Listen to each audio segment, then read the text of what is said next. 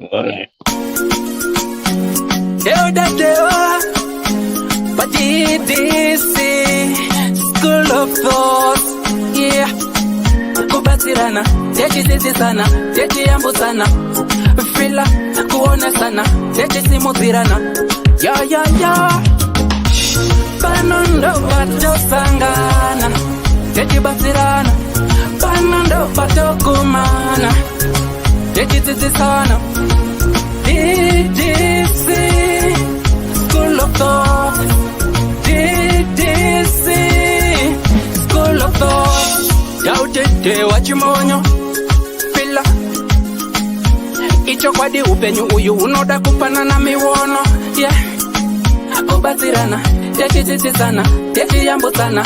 Pila kuone sana, kusimuzirana, nekukuruzirana. Yeah. Banondo bato sangana, techi batirana. Banondo bato kumana, techi batirana. Ddc Skool of Thoughts. Ddc Skool of Thoughts. But Ddc Skool of Thoughts. Real life matters now. Mondays and Fridays, 8:30 p.m. UK time. Live here on Facebook. Ddc Skool of Thoughts. What? Ddc Currenters. We remain committed to helping our customers stay mobile. Dinobatika paguta, para mukuta. Uyakuna, Ddc. Fana kuna, Ddc. Tenema fiwa seva. 4x4 family car. Tenema fiwa seva 4x4 family car.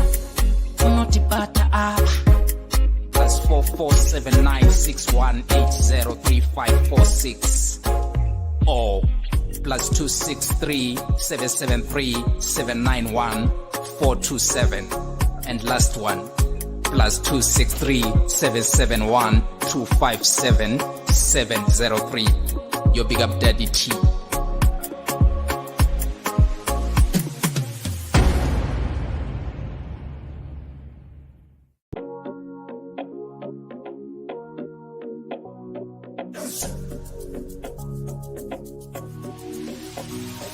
Imagine getting paid to view, like, comment, and share your favorite music from your favorite artist. Now, that's an easy job and convenient. All you have to do is to visit us at www.musica.online, which is an amazing platform that allows you to get the amazing music that you need. So we're calling upon even the listeners and most likely the artists to upload their music and listeners to get paid for listening to the music. That is convenient, trust me.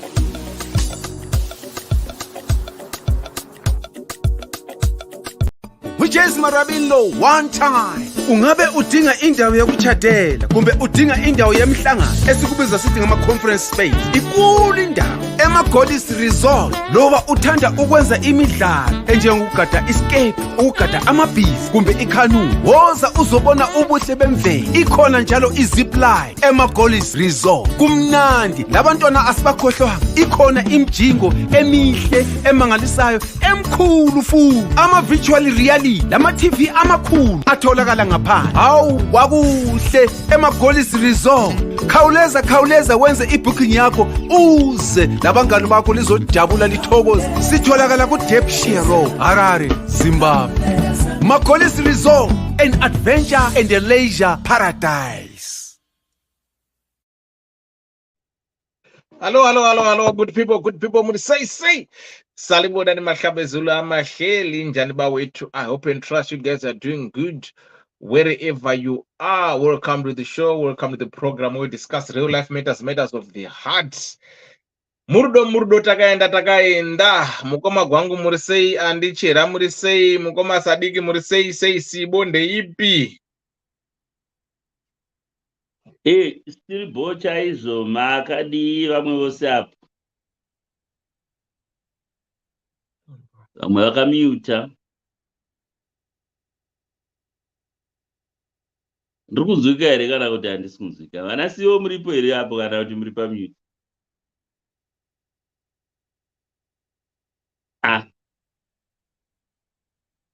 Nai. Handichera vari pamute. Sivo uri pamute. Sadiki mufana zviri sei? Ndanga ndiri pamute ikoko futi because ndandiri paonhingi. Makadi masoro sei? Tiripo. Tiripo dewa yes. Yes ndeti. Taureka ndira kudonha ndibude because volume yangu iri low. Saka ndakudonha ndodzoka. Rambai muchitaura. All right. Ko abedu amwe vari pandiranani handisi kuona. Pana vakoma venyu vachihera pano mufana wangu Sadiki. Saka takasquare takakwana. Murovhuka iwe zviri sei? Uri sei? Chera uri sei? Ndiriona hangu vanhu makombenzi kuna Nakoni kuna Chituri kuna Maja Mafu. Kuna Vhuka Vhuka nani zvungu. Vhuka. Haumoni muone mucomment section akanzi Vhuka vhiyu. Nasi Monday zviri sei? How was your weekend, guys? Kana tiri off kudai tiri. Hapana chinhu chinokundinakidza zvonge ndiri paoff. Fanga kana iri Monday, unobva ndange weekend. Fanga isusu tinotamba kudai.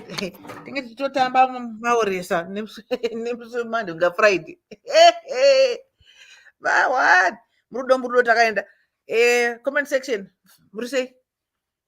Aiwa, tinofara kuna nyasha zvinoira kana kuti zvinovira, I don't know. Uyafunga ichanganda. Wangu aripanhingi apa France. Ndeipi nyasha? Atonyora message ndeipi kurova kudai asikana muriko zvenyu kuFrance uko. Tiri kuuya kuWorld Cup ka. All right. Vamwe ndiani? Give it. Funga ichanganda handizi kuti vakakura vachimwa changanda here vazvanza. Ndo varidzivayo. Yeah. Ndo varidzivayo. Rambai muchitaura. Right, ndiani umwe? Kuva apo vamutaura sei? Right. Handichera vakatomuta zvavo pamwe vacha. Loveness, hello, zviri sei? Joyce Sikwa. Handichera ndokungohavacho vakamonera jira ravo zvavo ipapo. Ine mangoni pa 2 minutes 15 seconds. Vane yandiri kutamba uko. Ndambotaura navo zvangu tichangotaka kuti Mary Gold Marezana Munyashu. Zita racho kureba ma1 chaiko. Ndiani umwe? Right, Vhuka V, how are you doing? Musikwana pano andiri kuona kambudzi kunoko. Maja Mafa, zviri sei Loveness wa Mhoreswa udara iwewe zvinyasha, how are you doing? Wajimash zviri sei. True DG, how are you doing my dear? Ambulon Rufu, zviri sei. Muri kuzvigona sei good people, because vamwe kambudzi kwanonga uriko vamwe wacho vanonga vasiko kurega yati ngoti murudo. Takadi takaenda. If it is the first time coming here, please do likewise follow the page and like the page.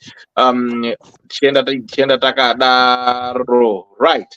Tonight's program is sponsored by Ddc Skool. So if you're planning to go to Zimbabwe, if you're in Zimbabwe, if you've got friends, relatives, please do likewise share the page. Ddc Skool will offer you affordable cars. $45 a day, $70 a day, $150 a day. You get your car with a full tank.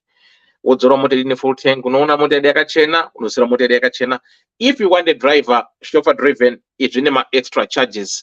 And on top of that, unongwene 300 kilometers a day.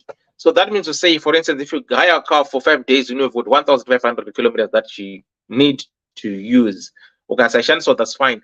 But if you go above your 1,500 kilometers, think it will charge 50p per kilometer. Dewa.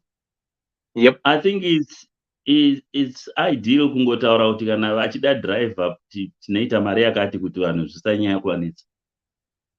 Driver $30 a day. Driver. Yeah. So a driver we charge you $30 per day. Zvaunodya ndo zvaanodyawo. Saka usati ukamba $30 zvokuti hauchatokwanisi kutomupa nechikafu because of $30. No, because uri kudhiraivwa uchienda naye pauda kuti nditora anokutora muchiita sei mese zvichienda zvakadaro. So ndo zvazvinoita. Unobhadhara deposit yako $300 which is refundable paunodzosera motikari yedu. So Anna Marigold Marzani Munyachu DDC car is very good. So driver Anna Konimurina driver Manyama. Saka yeah, for those of you who use our services that trust me on this one, they'll tell you what we are doing our best and they will always try to maintain the relationship with our customers and we listen to the feedback that we get. Tobva tango tibva pa rental ipapo kana uri kuHarare uchida hako kwekunofara hako uri unoenda kuMagolis Resort. Magolis uchingosvika unobhuka nongo ndoda kubhuka bhongo DDC car rental kwanongo DDC School of Thoughts vanopa 10% discount yako. Vane zvese mashalets mazipline mashalets madzimba dzoswedzi ne free wifi television hot shower ne tub pakanaka. I once did the video ndiripo. Then vane mazipline gochi fishing boat cruising power boats horse riding zvese nemhuri yenyu munoswera muchinakidzwa zvenyu muri ikoko. Kana chida mabhana afana kana mukoma gwaunira ndenare munobata mukoma Simba Graphics ndo basa rawo. Ma t-shirts munobata mukoma Anyasha vanogadzira ma t-shirts. Pana chandasiyera apana chandasiya.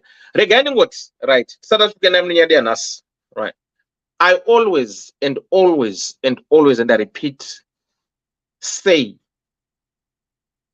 celebrate one's life achiri mupenyu. Please don't talk good about me when I'm dead. Chimboita a day that you just post me on your picture. Mukambota sapana madays anombonya. I think last week but 1 year ndakanyora ngati I miss Koni Murinda. I was just thinking of her. I'm just missing this person. Last time ndakamunyora I miss Lorraine Mukundu. What is she okay? No. At times I just miss people. Then I just say, okay, let me just write it out loud there. So my point ndikuedza kuti like Muswa 27 tiri kuitira mukoma gwangu birthday, right? And I'm happy kuti we've got 100 people who paid, who are coming, right? And of what those who are now, who wants now to come to celebrate mukoma gwangu, Anna Koni, they're flying all the way from states. Anna Dr. Love, Anna Clarity My Brain, Anna Clara, Anna Gracia, Anna Dr. Love, to mention a few. They are flying. Not even Mukoma Gwangu is giving the money or whatever. No, they are flying using their own money, their own hotels and everything to come and say, want to celebrate. This is what I want us to do as people. Now, this guy, sorry to say, may he so rest in peace. Ananzi Baba Judina Cleperton. He passed on, committed suicide, according to the internet, whatever. But the way he's trending, the way people are doing whatever they're doing, I would say 95% of the people, then I asked myself a question, and I wrote on my wall, kuti kutuka munhu afa, kutuka chituna munhu afa, hazvina kusiyana nekubaira chituna drip. Hartman solution here, kuti urutsvaga vein wotapodyu, hazvibatsiri because that person can't hear you. If you've got something that you want to tell me, or if you have wronged you, if you have done something wrong, that you don't every day in the don't wait for me to die and take my picture and put it there. Apana zvandichanzwa. Even kana mukatuka mukaita sei zvonyokomana, that's not going to change the fact that that person is dead. He's gone. He can't hear us no matter bitterness enyamina yokamukati kumvenge akatuka vanhu akauraisa vanhu. But you used to see him every day roaming around the streets. You never told him that. Why? Why do you want to wait for someone to die, then you vent out? And this thing, we follow suit. You know, Ramkoma Gwangu, unaita unga hoto, kwaenda mepo inonga inovati, ndo kwadaida, kwedi inonzi mbudzi mkumba. inonzi mbudzi mukumba unoziva kuti ndokwadaida kunyepa yatorwa nemhepo kundiseva kusonge ngachida izvi zvekuti people will get some. I know kune mob psychology we get mobilized by the majority of the people, but you as a person, as an individual, don't you think you've got the capacity to reflect before you do to jump on a bandwagon of haters and people are spreading rumors or saying bad about everyone or someone? If you are to ask, have you ever met this person? And again, my keyboard warriors. The problem that we have today, my keyboard warriors, guys. Social media, and the reason being why is because of us, my keyboard warriors. We cheer and clap hands. Kune vanhu vanoita zvinhu zviri so deregulatory zvokuti wega unozvibvunza kuti zveshuwa munhu uyu ane mubereki here, ane hama. As much as one will come and break kuti inini ndakazvimira sadhe wandiri ndega inini. No, I'm not alone. I've got you guys. Right? Mune respect yamunondipa. Munotonyara, munofamba kuti ndiwa munhu wangu. Saka if I only think of myself, I don't care about what everyone thinks. No. Ndikafa nhasi, I don't bury myself. I need you guys to bury me. Saka, ndatiti patiri kuita our actions whenever we are doing whatever we are doing. Let's take a moment to think and say, those who love me, vanozoita sei inini kana nchinge ndafa? How will they feel? Ndikatarisa ini sadhewa pana sadhe kwachimonyo papa bongo vanofila sei? Handipiri kwa bongo cheteka, ndine sadhe kwa mai vangu pana sekuru wangu vanofila sei? Ndine hanza dzakarorwa, we've got so many people around us who loves us, and I think we need to start to respect those people. So let's try to learn to celebrate one's life while they're still alive and kicking. And let's try again to be honest to the people that you love and tell them the truth. I might not accept what you're saying, but that's okay. I'll reflect on that. And let's start to know that mental health is real. Suicide is real. Depression is real. PTSD is real. Anxiety is real. Kune lot, bipolar is real. There's a lot of things that happens. And if we don't talk about this, we are going to lose a lot of people. And like instantly, I say, that guy, my understanding, he was married anyone. And you are committing suicide. Okay. What are your kids, your wife, your relatives are gonna think how the trauma these people are going to go through? Okay, let's say what about the trauma that driver is going through? I don't know if he's a he or a she. No one knows. But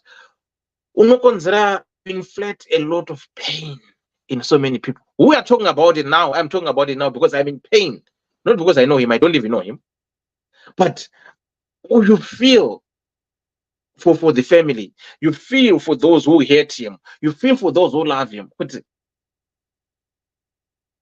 we need now, it's high time as the Zimbabwean community, we need to talk. And again, varume, especially varume, this is no problem. Mukatarisa statistics, the suicide rate, the highest number varume. Why? Because we're taught to bottle up. Weak. No. Boys down. A problem. Approach munhu wemurume utaure naye, and iwe ukanda kuapproacha mukoma gwangu, it shows kuti ndabelieve in you, kuti you've got the capacity to talk to me, to listen to me. Don't judge me.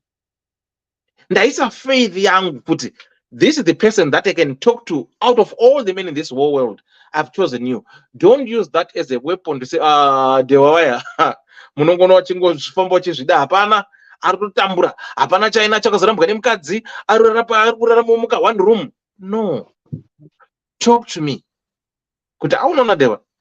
As much nama yako ndainzwa, but handikwanisi kubatsira, but what I can say, unoziva kuti chi, itaso kana you can signpost me to someone else unofunga kuti I can get help.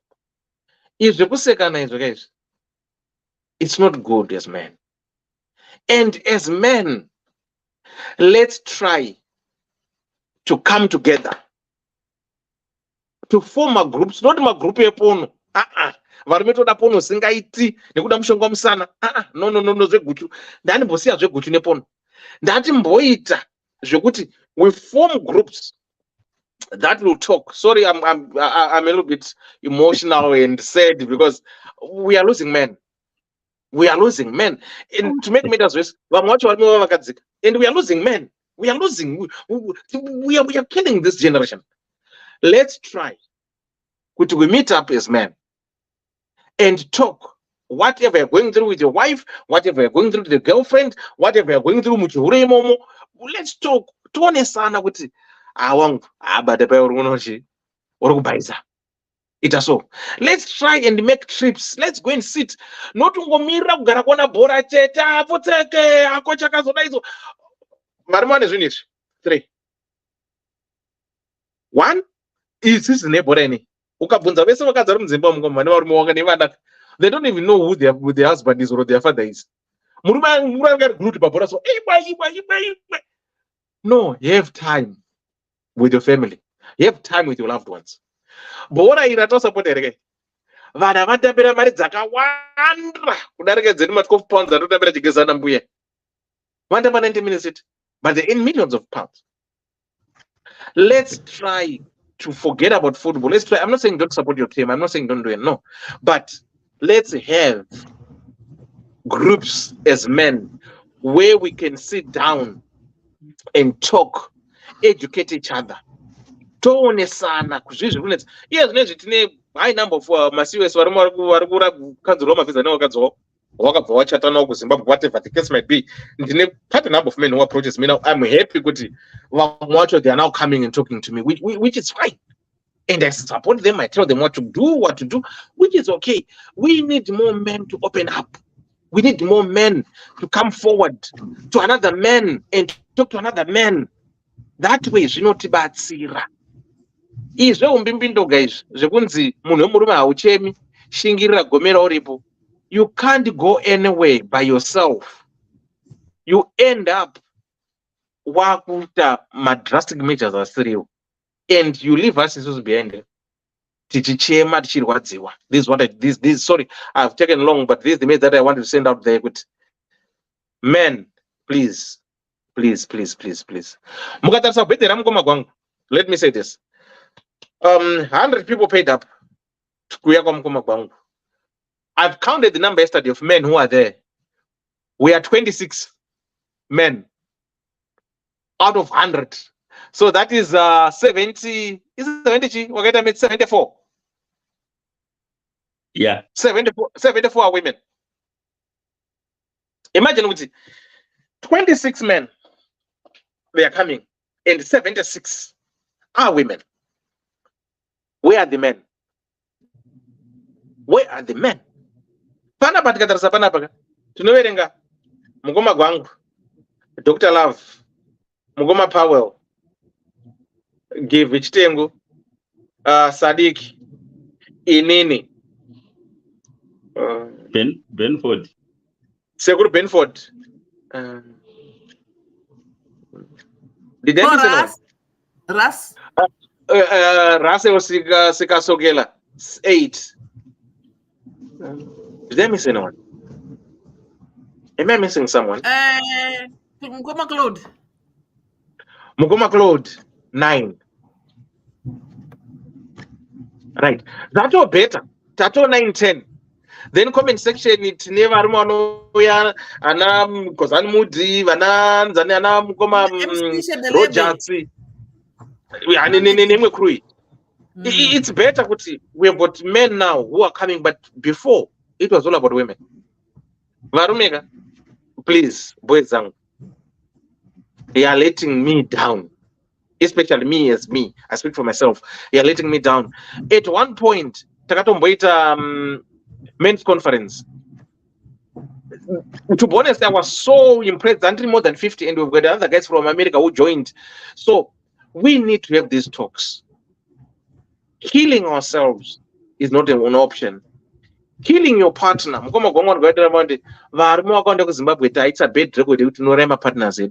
Killing our partners, it's not right. Kana warambwa, move on. But let's try and support each other. I've seen women watching holiday groups. The idea was to bring people together, and I'm quite happy we brought people together. We don't want to end there. We want to celebrate this. We want to do this very often. We need to talk. Sorry, I've taken long. You can vent out. Sorry. Yeah. Mukoma, Okay. panyaya magroups iyo. Ndine rimwe group randinaro randakafoma initially ranga riri rekuti tiite plan for retirement. Saka what I've observed now is that group has been turned into a political discussion group. And we've lost that momentum here. Saka ndakafoma another group here, nakati men's shed. Chita kuti tipanane ma-ideas ekuti maybe regaitite zvekuchengeta mbudzi kumusha nechichi. Nobody showed up to that nangirikire.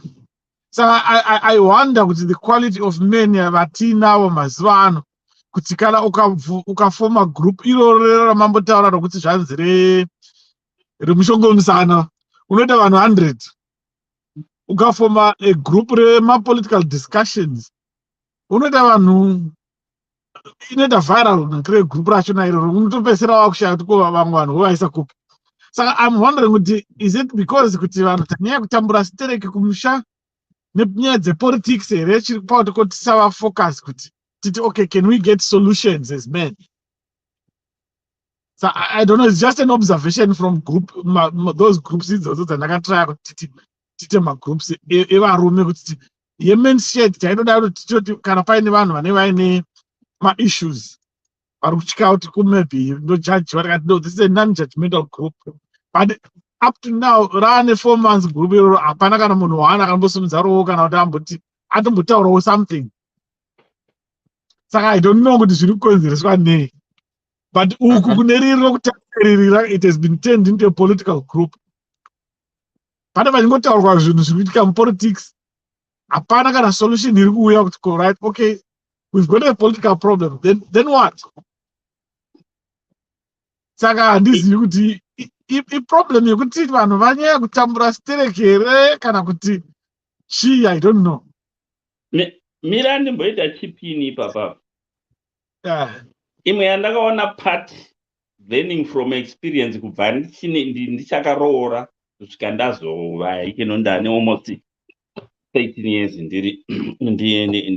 ndisina mudzimai. But what I've observed is varume vangauya wherever komune mati musangane whether kubhora kana kuti kupi. Sometimes murimo imomo unonzwa foni dzodandira dzichibva kudana madhamu vari kumba, zvokuti vamwe vachona ende zvetinozoita isusu varume unonzwa asi wapuwa student visa kai yatova nyaya munhu unobudamo ari frustrated. Whereas kana kuti madzimai aenda kubaby shower kana kuti kupi and all the stuff, murume une achiti zvandibva ndombofugwa nemhepo. Whereas vakadzi they phone, not all of them but quite a chunk of them, they phone vakuramba phone ndigire sauti sauti unokwanisa kutuma mwana akandotenga kumashoko. Sometimes some of you women contribute kufa kunoita magroup, especially mukatora vanhu vakaroora. Sendakambobhadharira mumwe munhu ane purekera yake apa ndakumbira zvakanaka nakaone, because that trip yandainda ndaida, it was cheap plus ndege yanga isingadhuri zvayo, it was 50 pounds to and fro. I paid for the guy after ndataura nomudzimai wacho zvakazongofa palast minute.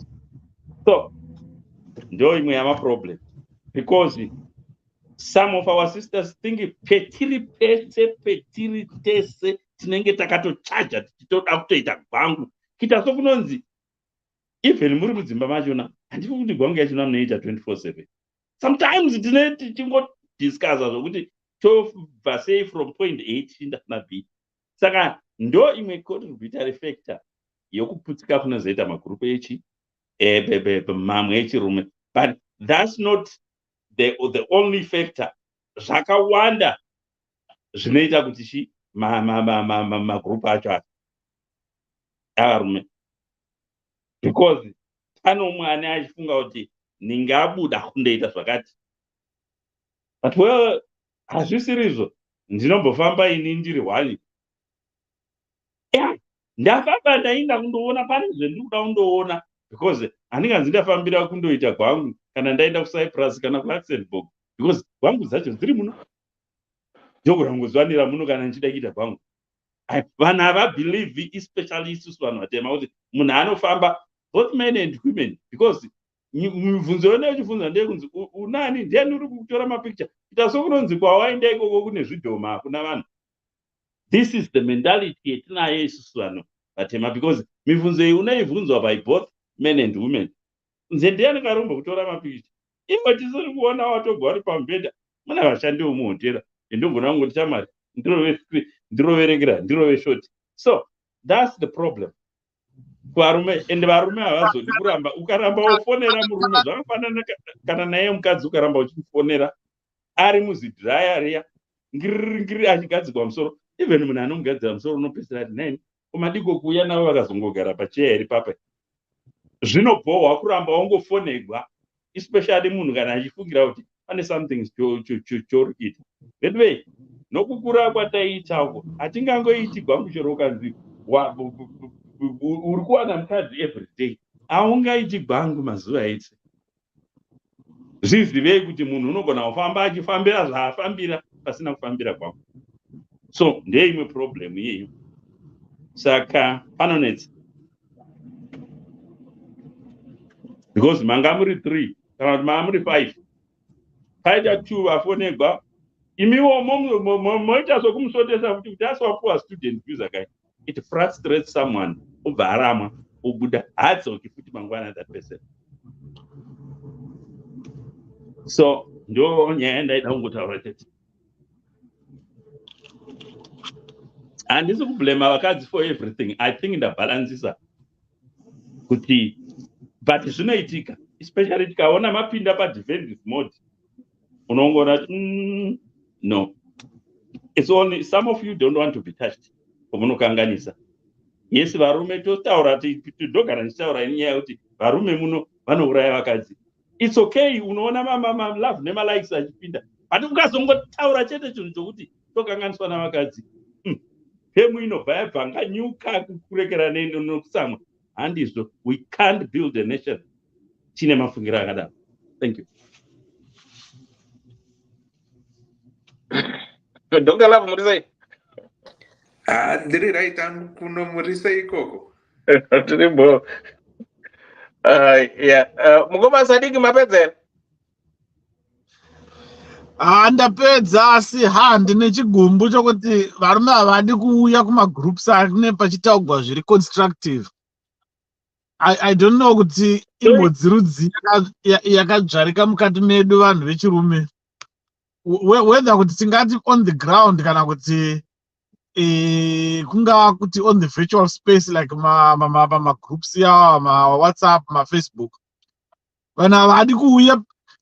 Makamona even like mukatarisa munhu ukavhura channel inenge ichitaura zvinhu zviri constructive kana zvichitaura iyo zvamasiyo zvinoitwa so, vanhu vanouya kuya because varoda kuzongonzwa zvinhu zvamahara vari kuresearcha. Vanhu pakaita vanhu vane vachitukana vachididi rinoita 2 million views video iroro vanhu vachitukana. Ushati saka tambova sei? Are we that broken as a society? Saka ndo pane problem ye-mindset kuti mindset yedu has gone, something has gone wrong with our mindset as a society. And zvinogara zvitaurwa naDr. Love pavanenge vachitaura paya pakuti pane patori neproblem ye-mindset. Saka hatizii kuti varume tingabatsirika sei kana tichiramba kuti tiuye into this spaces. It's not kuti ko magroups aya hapana, atoripo, but people just maybe nyaya pride kuti munhu anotya kuti ndikazitaura nyaya yangu pamwe inozofambiwa nayo kana kuti ndozojajiwa kana kuti chii. I think maybe it's gonna take time for people to start opening up. But we are losing men. They are dying because of that. Because this time, Ngomaga, we have prolonged it for too long. So I think it's high time we need to start to push each other as men and encourage each other as men to do these groups. Asire mapono, asire mshonga msana, asire politics. No. We are about ourselves, how to love our women, how to love our own kids, how to become better. How do we lead the family? And how do you overcome the barriers? How do you communicate with your wife? How do you dissolve conflict? How do you earn that respect from your wife? Because like what I'm going to say, one of why is because your history, what you've done before. Yes, because I have faith, I have trust. Let's give these women the trust. The trust that we give them, we let a woman go out there by themselves and gallop. Why? Because you know, so can we not install this trust back to them and give them that baton to know, guys, I'm now a changed man. Trust me. I think it's doable. It's doable, to be honest. But to turn a blind eye, you could see, me, myself, and I. We're not going to go anywhere as a nation. We are not. We need to try to educate ourselves. And we need to try to involve our boy child. Let's meet as fathers to our sons. Come along. Meet Uncle Musadik, meet Uncle Dr. Love, meet Uncle Solo, you call him Bamnini, then they know. And I'm telling you, maybe my son might open up than what he does to me. Heart to heart. Let's try and do this as man. Let's try and do this. And please try to understand us and try to encourage us, try to motivate us, try to build us up, try not to degrade us. I know women harbor. Please don't harbor things. If Kandaka apologizes that I was wrong, maybe I was wrong for real, and I apologize for real. But Timbodipa has the benefit of my name. Timbodipa has the benefit of doubt. But okay, change. If I haven't changed, sit down with me. Zakanaka not could be there. I can look after myself. No, we don't want that. No, I'm being honest. Because all this frustration, all this anger, no, I'm being real. No, I want to be honest.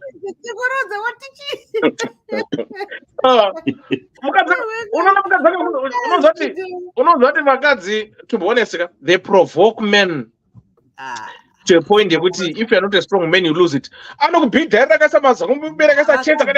Yeah, ita one.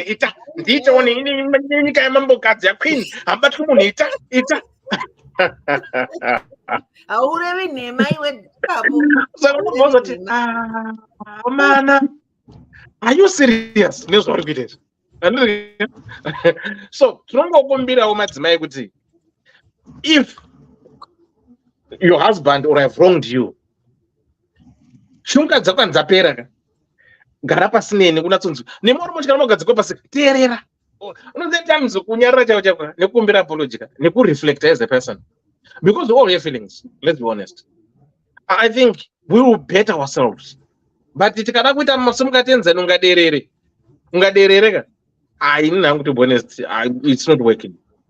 I feel sorry for most men. For most men, I think Todi Maforimbo wrote yesterday about Nyama CSA. Yet a trend of people commenting and what have you. He started saying these things before, and we even talked about it, but no one listened. But now, why? It's sad. At times, advice. It's not good to jealous. In the ndine hope wandakapa masiwe free ina ambira mudekisa mwanasiwe skandasende kupa ma freelings or maizonyora chitenda de wandakazouya. That's fine. I don't need a penny from you, and I'm telling you, kune vese vana vakateerera wandakapa malingi eSUS vakauya vakaita sei ndoti paite one anoti akanditengera koko iyi ken iye 50 cents iyi muri kuona ngoma kwangu iyi I'm talking of this iye 50 cents ken 50 cents no one. Not what I wanted. No, it's great. Not I wanted anything from them, but I'm just trying to say, at times there are people who do things. Ndikukunzwa koku watotaura zvinhu zvakakurisa. Thank you chaiyo. Ini mumwe munhu ndakazomuona munomu atova ndikati poto iyi haifi kuZimbabwe. It must be here in UK. Ndobva ndazopinda muinbox make ndiri kwakati ndakati ndichataura zvangu nzvimbo yari makauya munomu ndobva ndangonyarara.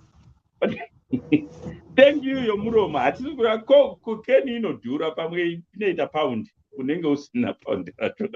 Thank you chaiyo yakakosha. Kana kungoti kuvanhu ndasvika kwete kuzoti wastaki wamuno wotanga kuda kuti tsvaga futi mumarekera mumainbox.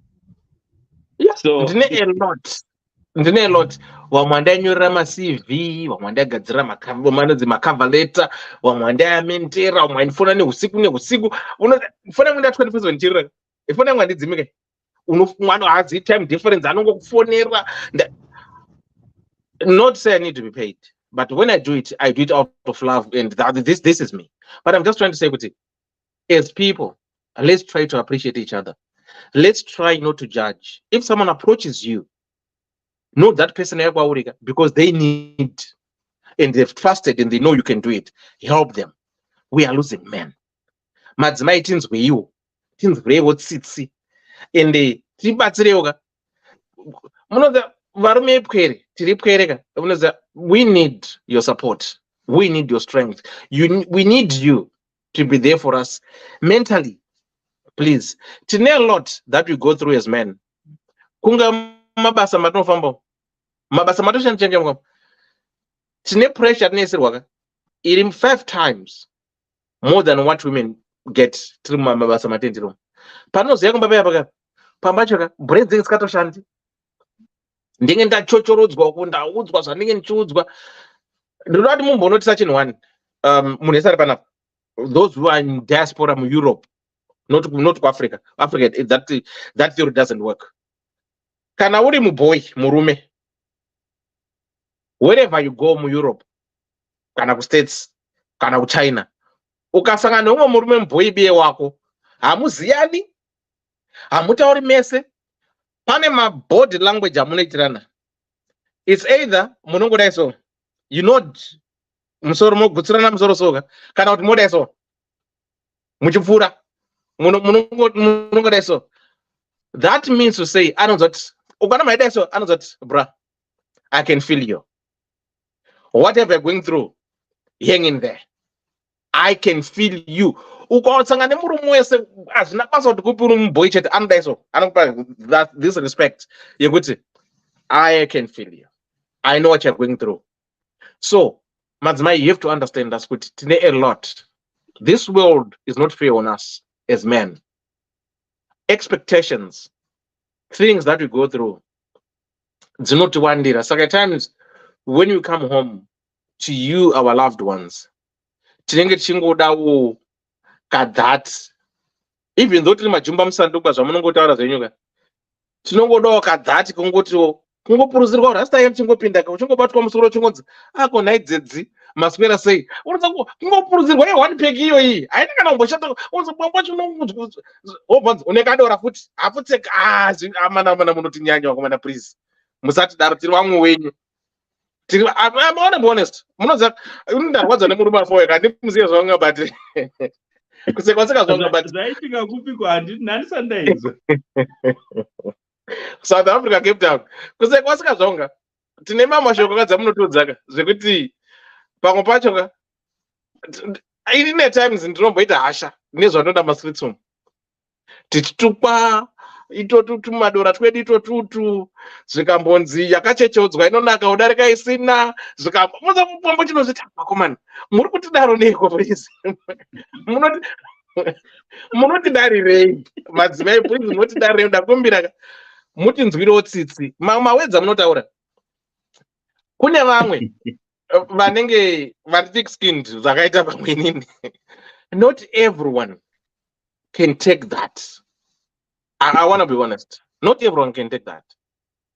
Varimo vari kurwadziwa kunze uku nemashoko madzeve amwe amunotodza if ikatambira less money than you chingondiudza kungondipawo kachigaro kangu kungoto ndiri murume. I mean, what do you lose? I'm just asking. Hanza finish. Unzwa wanyora hashiri yakabvuka rekeni. Yabvuka rekeni shiri yacho. Kana vozondodzorwa zvekudzimba kwavo vokoshawa kuti ndo vaiva pesva. Iri shoko rokuti shiri yakabvuta rekeni.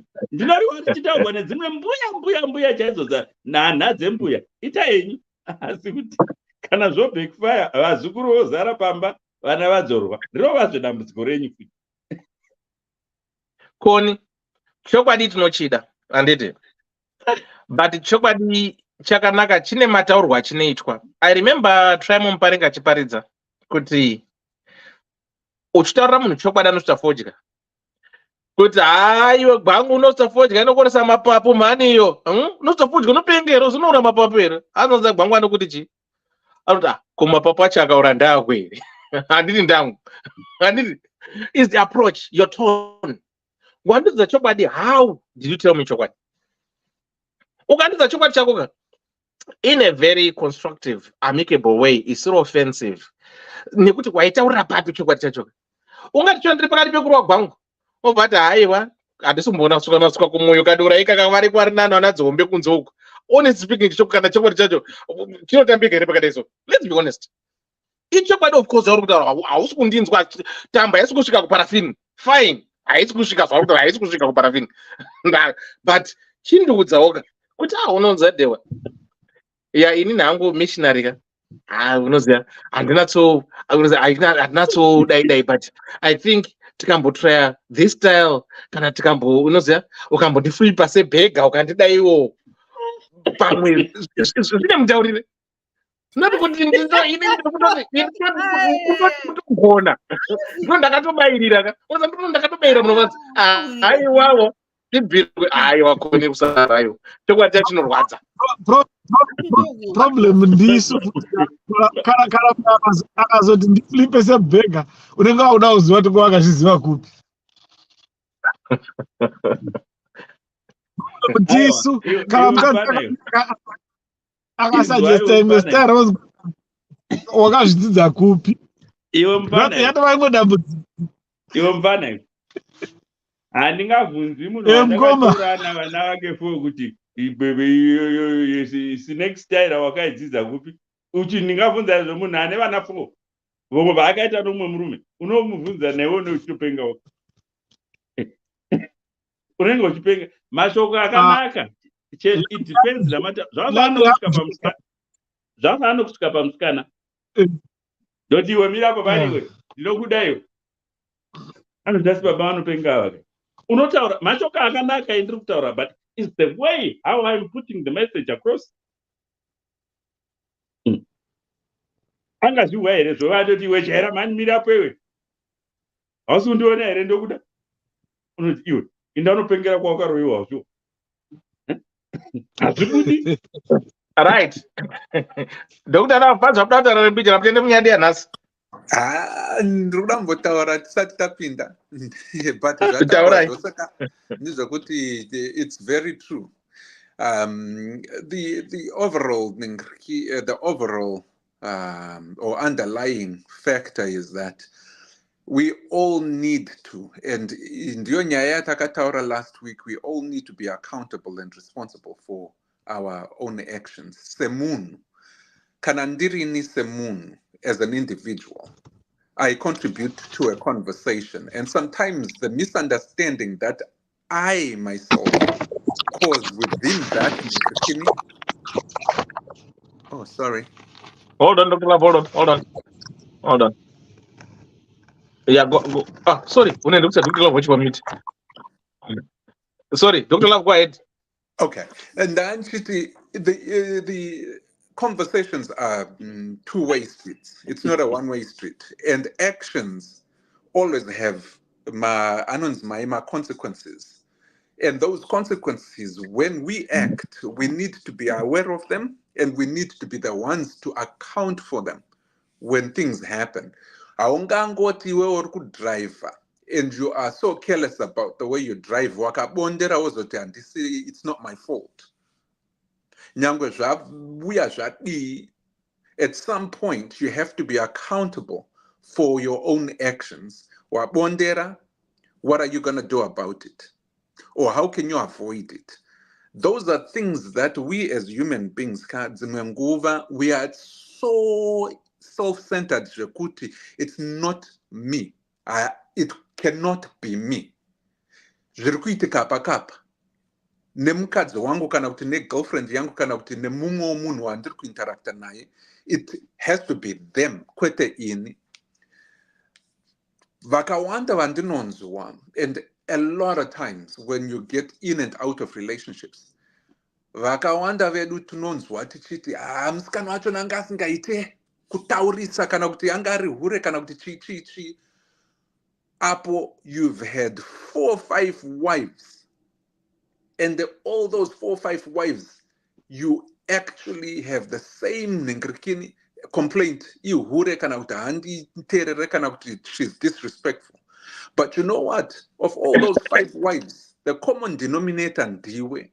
At some point, you have to look at yourself and say, these 5 or these 2 or these 3, whatever number you have, or these relationships that I am having, when it comes down to it, panevo say, I am in it, and I am the one that is a common denominator, no matter what the variation is. To contribute to that decay of a relationship or that conversation or that whatever interaction. And at times, when you look at yourself and you're truthful to yourself, and take accountability of hasha dzako, mavunzira aunoita, matauriro aunoita, or mapinduriro aunoita. When you take those into effect and factor those, you actually can find out where you've got 90% of the problem that is causing 10% of that issue. React.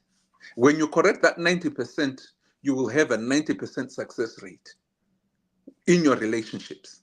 And that is a simple correction of your own behavior. You can never change somebody else. You can never expect somebody to think the way you think. Let them deal with it. When you are an adult, as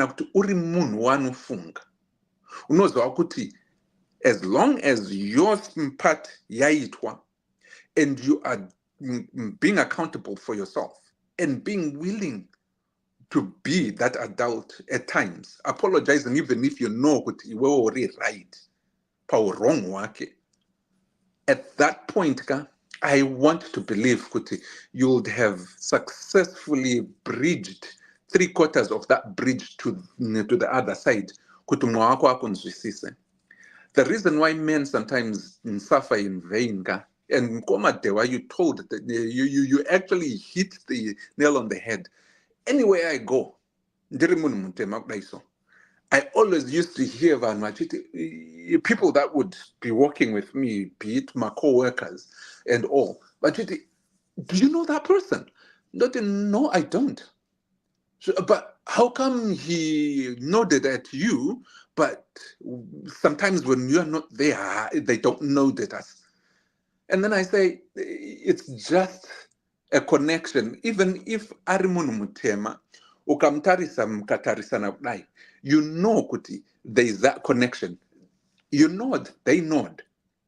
And they are acknowledging your presence, knowing that in me, you, as individuals, as well as a society as a whole, vanhu vatema vari varume are very much nengirikini, vane maburdens akawanda, things that are against them, be it perceptively or factually or truthfully.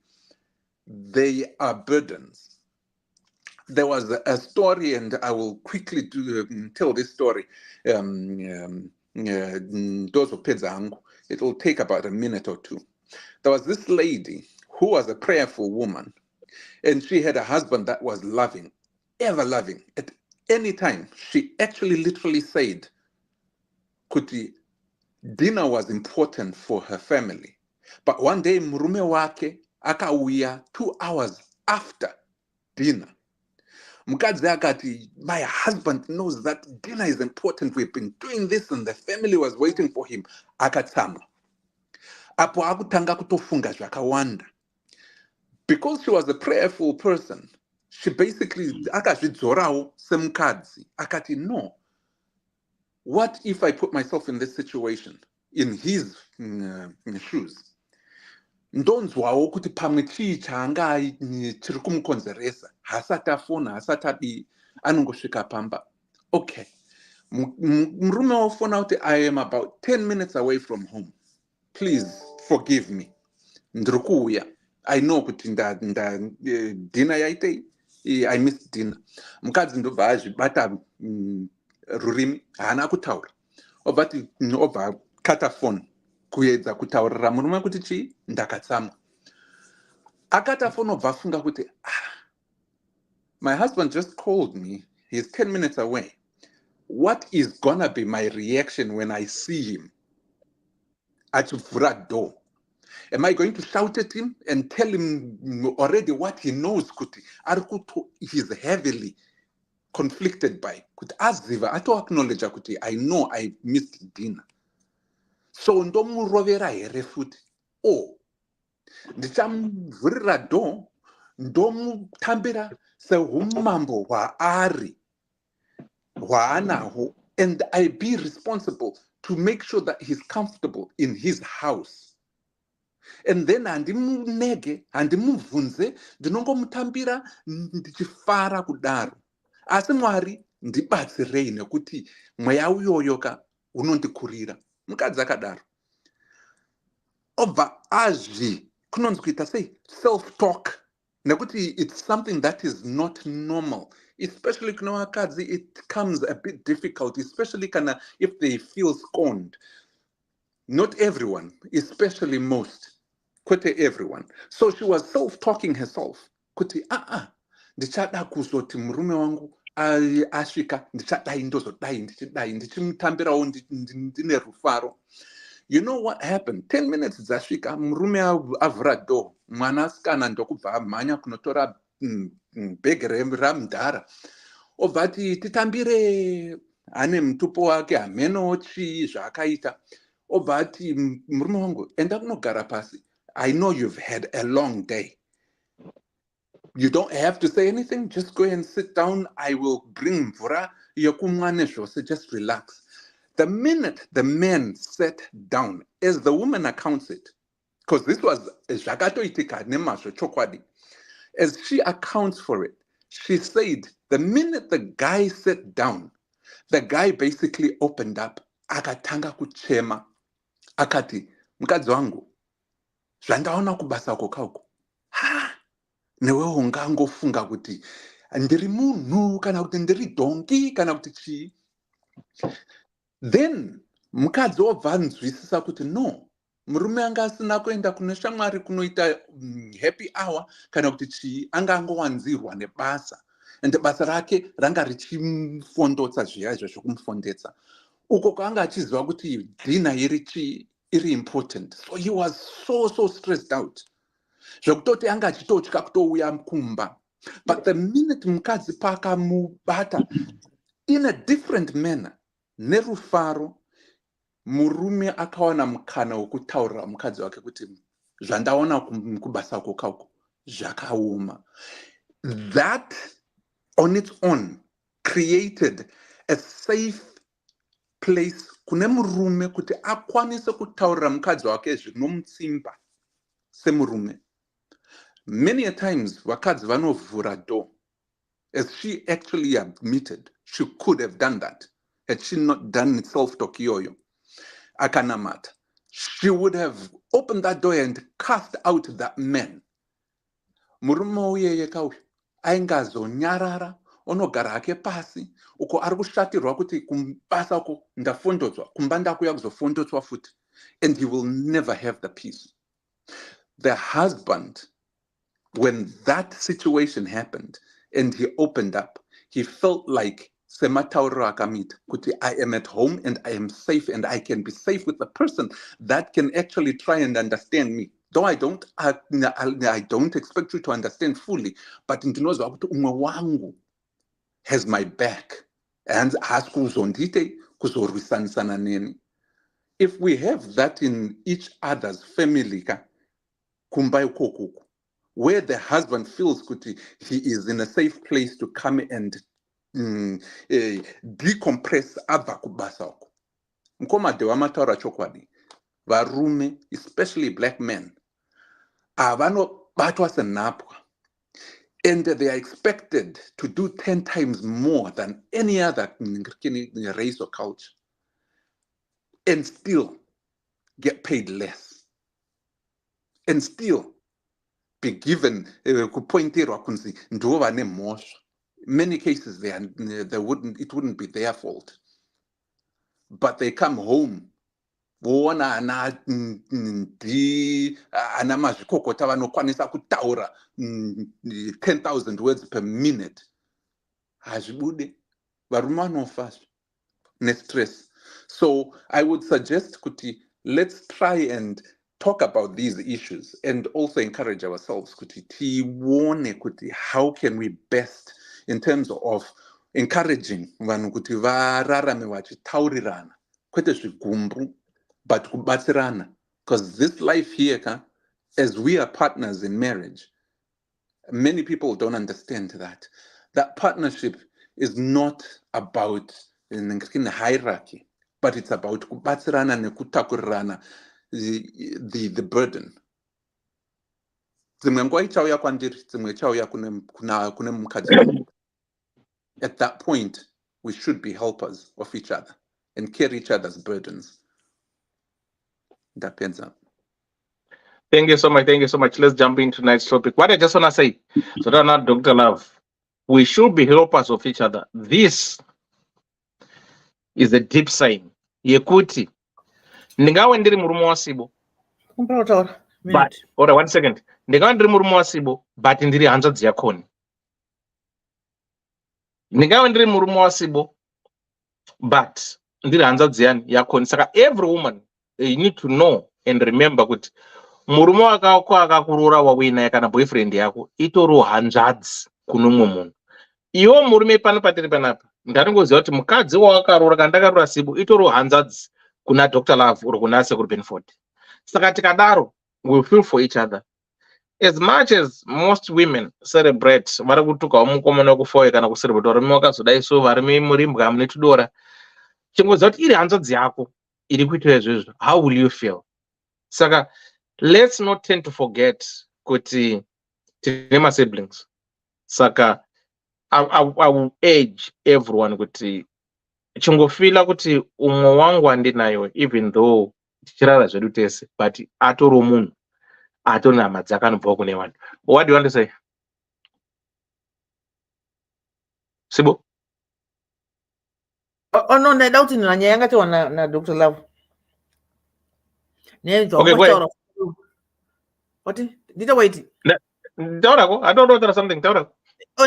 Ndauti nazvo nyaya yacho yanga ichitaura nadr Love nenjo taura futa kweiwoyo ndingangoti tese edu tinoona kutaura chokwadi sterek vakadzi vanotaurisa vane pamuromo vanotaudha dzimwe nguva havana kana time yekuda kumboandastanda kuti chii changa chichiitika iye zvaanenge atogaya mupfungwa make ndo zvinenge zviri correct zvekuti paunovhura dhoo kana kusina kudirwa mafuta akabholiswa kana kuti mvura inopisa unenge une laki unombosiya wombopinda saka womboshaudhiwa zvavangaripi zvakazodii zvakadii hauna mbobvunza kuti nhai zvakanaka ngoti pindai mumba kuti muone kuti munhu aswera sei. Handiti one kana wapenga kudaro mapengero angu achita dhewaya ukangosumudzirwa ruoko mhere inorohwa ipapo anenge asina mborohwa kana mbama akangonzi ndinaku nemurume ano mhanya kunekidho kana kudi kuti ange munhu arohwa iye asati amborohwa angosumudzirwa ruoko chero ndokurovai mainhingi noizi yacho asi ndiyanga chiwabata ndrove chingondirova uone chingondidai ndio matauriro edu akadzi. But going back to the love mataura ka zvinotsinirwa vanofunga kuti vanhu vanodora hatizive bhaibheri hatizive tinotoziva hatidi hedu kuda kumhanya vakaenda Proverbs 31 verse 11 exactly zvamataura Dr. Love kana vachida you can vakadzi kana varume you can read Proverbs 31 yes it tells you inotikoshena inotikansela inotiudza zvinofaniro yemukadzi nemurume pakuwirirana kwedu kana pakugarisana kwedu zvakanaka zvisina pamuromo. Ndikada kuti nditaure munozo kuti mai vanotaurisa saka zviverengerei mega Proverbs 31 yese kana izvi zvataura naDr. Love zvemurume uya kuti unouya and kana mukadzi wako iwe wega unoona matambirirwo wawaita because unenge chiexpecta mukadzi achandipengera kuti ndanga ndiripi iwe unga utori kubasa innocently but mukadzi uya nekuti anoziva kana kuti angofunga kuti handingangoite noise munhu akangvura dho yoweya let me hear kuti chii chaitika sei asina kudera foni kana kuti sei anonoka kuuya anozouya nguva dzakati tichigara pasi tichigatise semhuri nhasi zvasiyana what is it.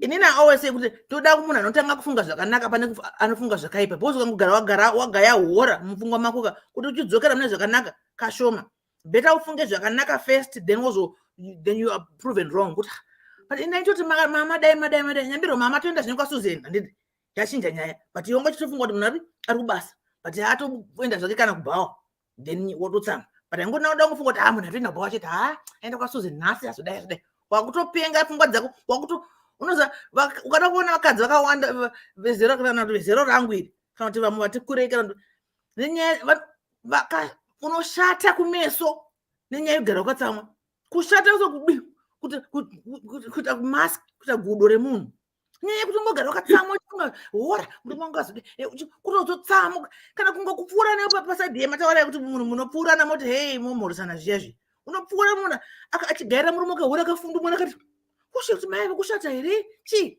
pfungwa dzavo dzari kufunga hora but munhu arifanga ari pleasant ngandimire ndimubvunza nai baba zvakanaka approach communication the way we talk to our husbands or the way we talk to talk to anybody even mwana chai haudi kungoda ngomukuridzira voice kana kugara wangomutsamwira usati wanzwa nyaya yake. It goes to anybody anything kumabasa kwatinoshanda kumavakidzana anyway.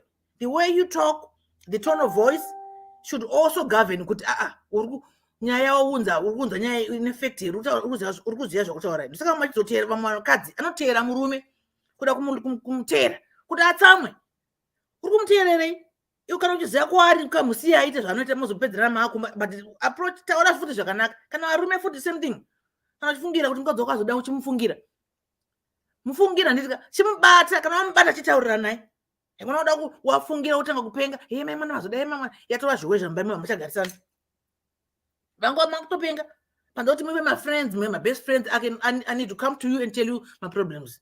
I need to come to tell you kuti how my day was ndabva kubasa kana nonoka story Dr. Love it's a true story for sure.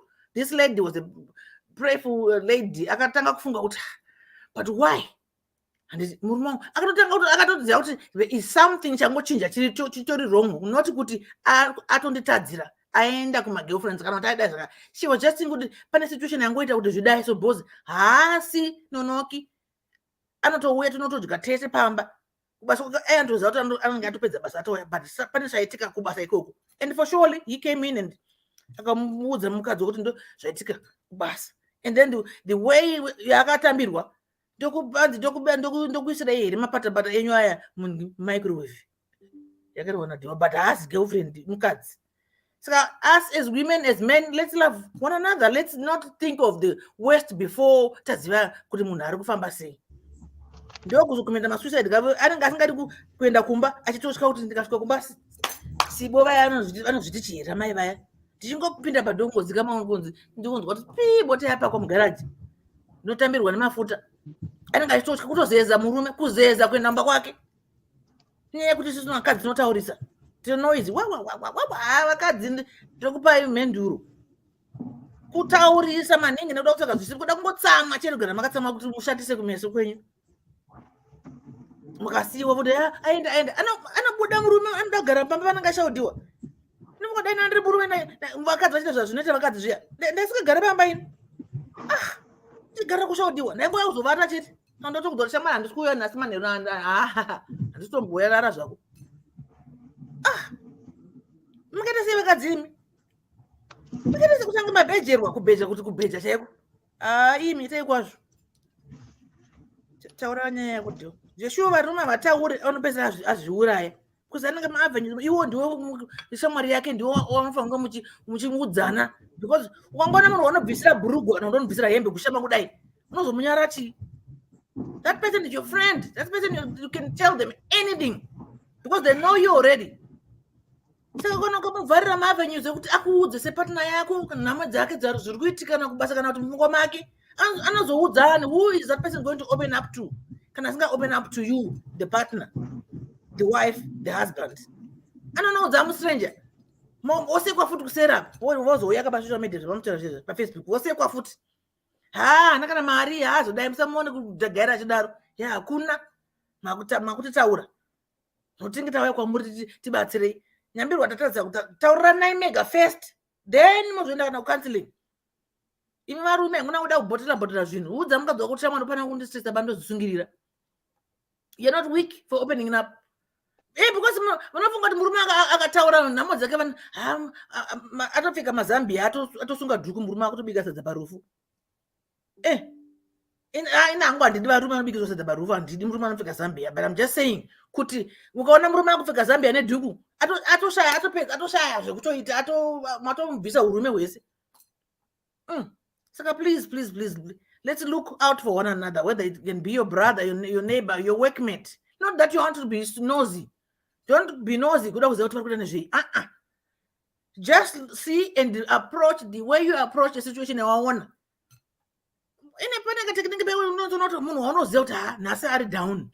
Is everything okay? Are you okay? No, I have a headache. I have a headache. She room vura chi. Gandukupechi panado. One pamvuri two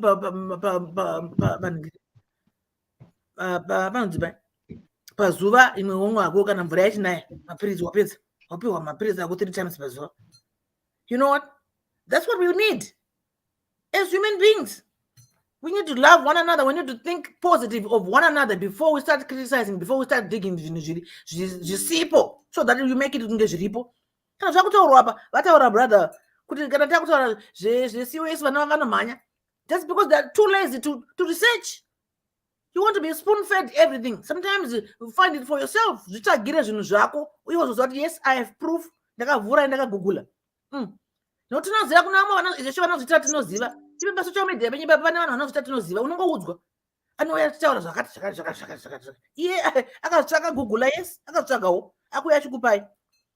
Yet you can believe them or you can take their word and also Google yourself and find out chokwadi here. Because unoudzwa nhema. So let's not be lazy. Let's ask. Let's look for things ourselves. Let's also, open up. Don't bottle nyaya mudundu varume kunyanya varume, please. kunyanya varume, because you don't go for checkups. Varuna mudi kuenda futi kunoteka doctor. You don't go for checkups. Munoita blood pressures, munoita cholesterol, munoita anything, just because munofunga kuti makasimba stomach. Kana simbi wani nombokojonoka simbi chaiyo, nzvimbo izorodza yakubuda utsi. Saka kana wakasimba unombozorora, regroup and evaluate your mind. Kuti ndiri sei, ndiri right here. When I say right, seek help. Please, guys, we don't want to be GoFunding and crying for people that watinongo change. Wamakwanda tivazive. Tongotamba pa Facebook, but tikazonzwa kuti wadai wafa wadai zvinotirwadza. So please, musatidaro so kana tisadara no handiti. Vakadzi kunyanya. Ndime ana maningi ndava. Ndakutaka zvisipo kuti mutsamwe ugoshauda mwana wavaridze. Aiwewo, tibvirepo. Ingatiende kunyanya unaenda kutaurisa uneniwo. Tinotopedza kavaningirini. Session yese tichingotaura. Zvina basa rese. Hello, good people. Sorry, we drifted off from our topic for tonight. So I just want to say my apologies. But anyway, there are certain things that need to be touched. Like we always say, Ddc Skool of Thoughts, where we discuss real life matters of the heart. So we're discussing my suicide. And I've learned that this other guy, I can't remember his name, but Bradford. I think again, he was found dead. In his house or his flat ku Bradford, but mapurisa anga sazuti next of kin indiana mani kubasa ndoswana ndana kuya kubasa, but nazona panabva kuona mamachinzini hama dzinenge dzazowanikwa here. So we need to check on each other and just try and call. We always encourage people with beside 2 days usina kutsvaga mwa kuti uri kupi. I always talk to them almost every day. Saka just an encouragement yekuti ndatichekane, especially isusu wakayo maCOS. Vamwe vedu takauya tichirwara takasiya matablets edu kumusha, vamwe vedu satarejista nemaGPs. Saka munhu zvinokwanisa kunge tikafizvo. Remember last week takatora mukadzi uya akafa neasma take, chirwere asma futi. Saka maybe unongosiya inonzi inhela yako zvongokudaro. Saka ndatingoona kuti taita check on each other rechita setichina takadaro. Right. For those who are just joining us, welcome to the show. We haven't started our show. For tonight's topic, iri kuti izo pressure. Right. Hello, Elder. Please keep me anonymous. Elder got married in December 2023 on Christmas Day. And a woman aged 40 years old and he's 45, divorced, and has 2 children. As of me, I never had a child before because I was pursuing my career and I have a good paying job.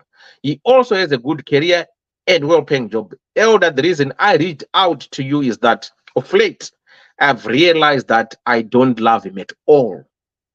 Elder, if truth is to be told, I just settled for him because I was tired of being asked by family and friends, Ucharo Warini, and Wautochembera Uritsikombi, and that made me think, is there something wrong with me?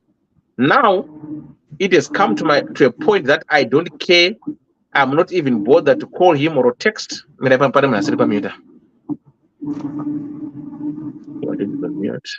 one. All right. And now it has come to a point that I don't care. I'm not even bothered to call him or text when he's at work or out. Elder of late, he has been complaining about it, but I'm just scared to tell him the truth. Kuti apachi sinardo apa ndakutongo riska. Elder, now paita a developing problem which is even more complicated because someone I love, same age with me, with the features I have always dreamt and wanted my man to have, is now knocking at my door and I don't know what to do. Elder, this dude just knows how I want to be loved. He has been sending me gifts, flowers, etc. He's quite aware that I recently got married, and he told me not to have a child for him if I wanted to be with him. Elder, this dude gave me 6 months to divorce my husband, but never had sex with him, but we kissed. I'm now confused. And I'm really scared about what this could do to both families, the men I married to and my family. But I want to follow my heart as well. Please help. So, yeah, then I see so we have got this young lady of 40 to be precise, right? So this young lady said, the reason why she get to 40 without being married is because of she was pursuing a career. Maybe she's a surgeon or whatever. So all this time she's been pursuing a career, studying and doing whatever she's been doing, which put herself at hold not to have children or to be married. But now she's got a very good paying job. Everything is perfect. So the pressure she has been getting from family members, parents, friends, could look, you're now 40. And being 40, iwewe zvinozonetsa pamberi apa. Mugoma sadike tendre pamutika. You're being 40 now. Why can't you get married? So because of this intense pressure she was getting, she said, you know what? For me to shush these people, let me get married. December by Christmas, she got married to this guy, a divorcee, father of two, 45 years of age. Everyone was happy and everything and so forth. But she's saying she doesn't love the man. She doesn't even care. She doesn't text, doesn't call. And now she found a guy of her dreams. Vakadzi, I think one into my fairy tales. So she found this guy of her dreams, well built, muscular, same age, and everything. And this guy knows how to love her by giving her presents, flowers, and everything. And this guy knows with this young lady has been married recently. They never had sex, but they kissed. And the guy said to this young lady, I'm giving an ultimatum choice here. 6 months, I'm giving you to divorce your husband. And for me to marry you, you mustn't fall pregnant for this man. So, by your devil, then within a period of 6 months, you should fail and divorce him. Then I'll marry you. So this young lady is saying, what can I do? Because the effect it's going to cause to the family that I'm married to, and even to my own family, is going to be much. But I'm an independent person. I need to follow my heart. So what advice can you give this young woman who is in this kind of entanglement? She got married not because she wanted the man, she got married because of pressure. How many of us here, women or men, who are being reminded constantly, even pari parafoods, kunedi wamcharura rini unongoti unzwai nemambuya kuti unzwai kucharura rini kweyo kana ukaenda pamuchato wamwana kana paunzi mucharura rini kweyo. Andika, some people are marrying because of pressure. So how many of us here are being pressurized, put in a corner, being questioned, asked all these questions when are you going to get married? Takuda mwana, takuda musukuru, takuda udaiso. So this young lady is a clear example. She couldn't take the pressure, and she settled for the person she never loved. Now the right person is knocking on her doorsteps. Now she's saying, what can I do now? Because the person of my dream, the man that I've been longing to have, is now knocking at my doorsteps. And this man is saying, you know what? If you want me to marry you, divorce your husband and don't feel pregnant for him. Otherwise, I'm not going to marry you. Will you honestly? Is this guy genuine that if this woman divorces her husband, will this man marry this woman? Or anozoteza? Is this woman wrong by following her heart to say, you know what? I made a mistake. I didn't want this man anyway, but I just marry him for the sake of pleasing my people. For those on Netflix, Mozona filming on the Yo Christmas in South Africa, in a similar line like this of family members who put pressure asking you when you're going to get married, who is your boyfriend, why don't you have a boyfriend? So that's our story for tonight. For those who are just joining us, we've just started. Right, Mugoma Gwangu. Right, comment section. How are you all? I cannot greet you all one by one now, but I just want to say, guys, I can see you. Thanks for the support. Thanks for everything. Thanks for the stars. For those who are giving stars. Murdo. Takenda. Tiera kana vachiri pavo Sorry. because ndo ane network dzodonha. Okay, Andy Chera muripo here. Auntie? Auntie varipa? Vanenge vavata. Mereton, ndendo asipa meeting. Auntie Chera? Taura nyungoma. Right. Makadi mose haisi vamwe hatimbosweri kuita zvokutenderera. Apa paita sisi vechiwaka. Haunganditauriri kuti wakaroorwa December musi wa 25 January hausati wakwana. Wanga watobhowekana. Sisi magara zvenyu muringo maiparufu. Ndo chokwadi chetoda kuudzana pana. Chinotsamwisa but chakanaka ende chokwadi chinovaka munhu. Later on kana wazogara woga uchizvitarisa. Mama tokiswa kudhara naJamkoko, Jakuosi, Jumba Msandukwa, Rara Kisa, ende rakuudza rakupa maconditions. Zada pregnant pamurume wako, ramba murume wako. Muchiramba, musiwo munotukana, muchaudzwa chihure chedzinza rose. Ende muchazungirira. Kana mukawana chaiwo unogona kumataura mashoko chaiwo. Munozisungirira vazvanzi mukamabudzwa. Because apa maradza kuti munohura. Mwedzi hausati wakwana. Mwedzi umwe. Imi. Tikwanirei semari yembanje. Apa maratidza hunhu hwenyu. Chaigogwa makabuda mudumbu makafumbata kudai. Kuti munowaga. Mwedzi here wakadai munhu akandorora. Mwedzi. Mama akutopakisi. Ende ndozvokutoti maybe papa singaiti. Made vakaroga kwangu imi. Ende zvinhu ndoda kukuudzai apa handichaudzi imi moga ndakuudza mukadzi wese. 9 out of 10 ukahwa murume achikuti chiza murume wako urooreni sanga murume wakuroora. I've seen one imwe incident hayo yakaitika ko kuno kwendinogarawo yomurume akazoti ahura nerekera vakatozosvika pakutorana zvemukadzi arambwa akazoendeta vose mwana vachitsira hana kuzomura vakamugara for some time asi wakazondoroora somebody. Izvezvo garai makazviziva pachero zvikakuudzai sei aiwa vashoma venyu vanobata mazvi asi kuti vanotsamwa uzoti vapaya vapinda mumadhaka uzokunda Jumba Msanduku waya waitaura nai but hamuzouyi henyu motaura kuti sipaya waitaura wena. Apa muchaitiswa hainde vari pavanoitisa chunhu chinorambwa nomunhu womurume ijere kunzi handina umboba.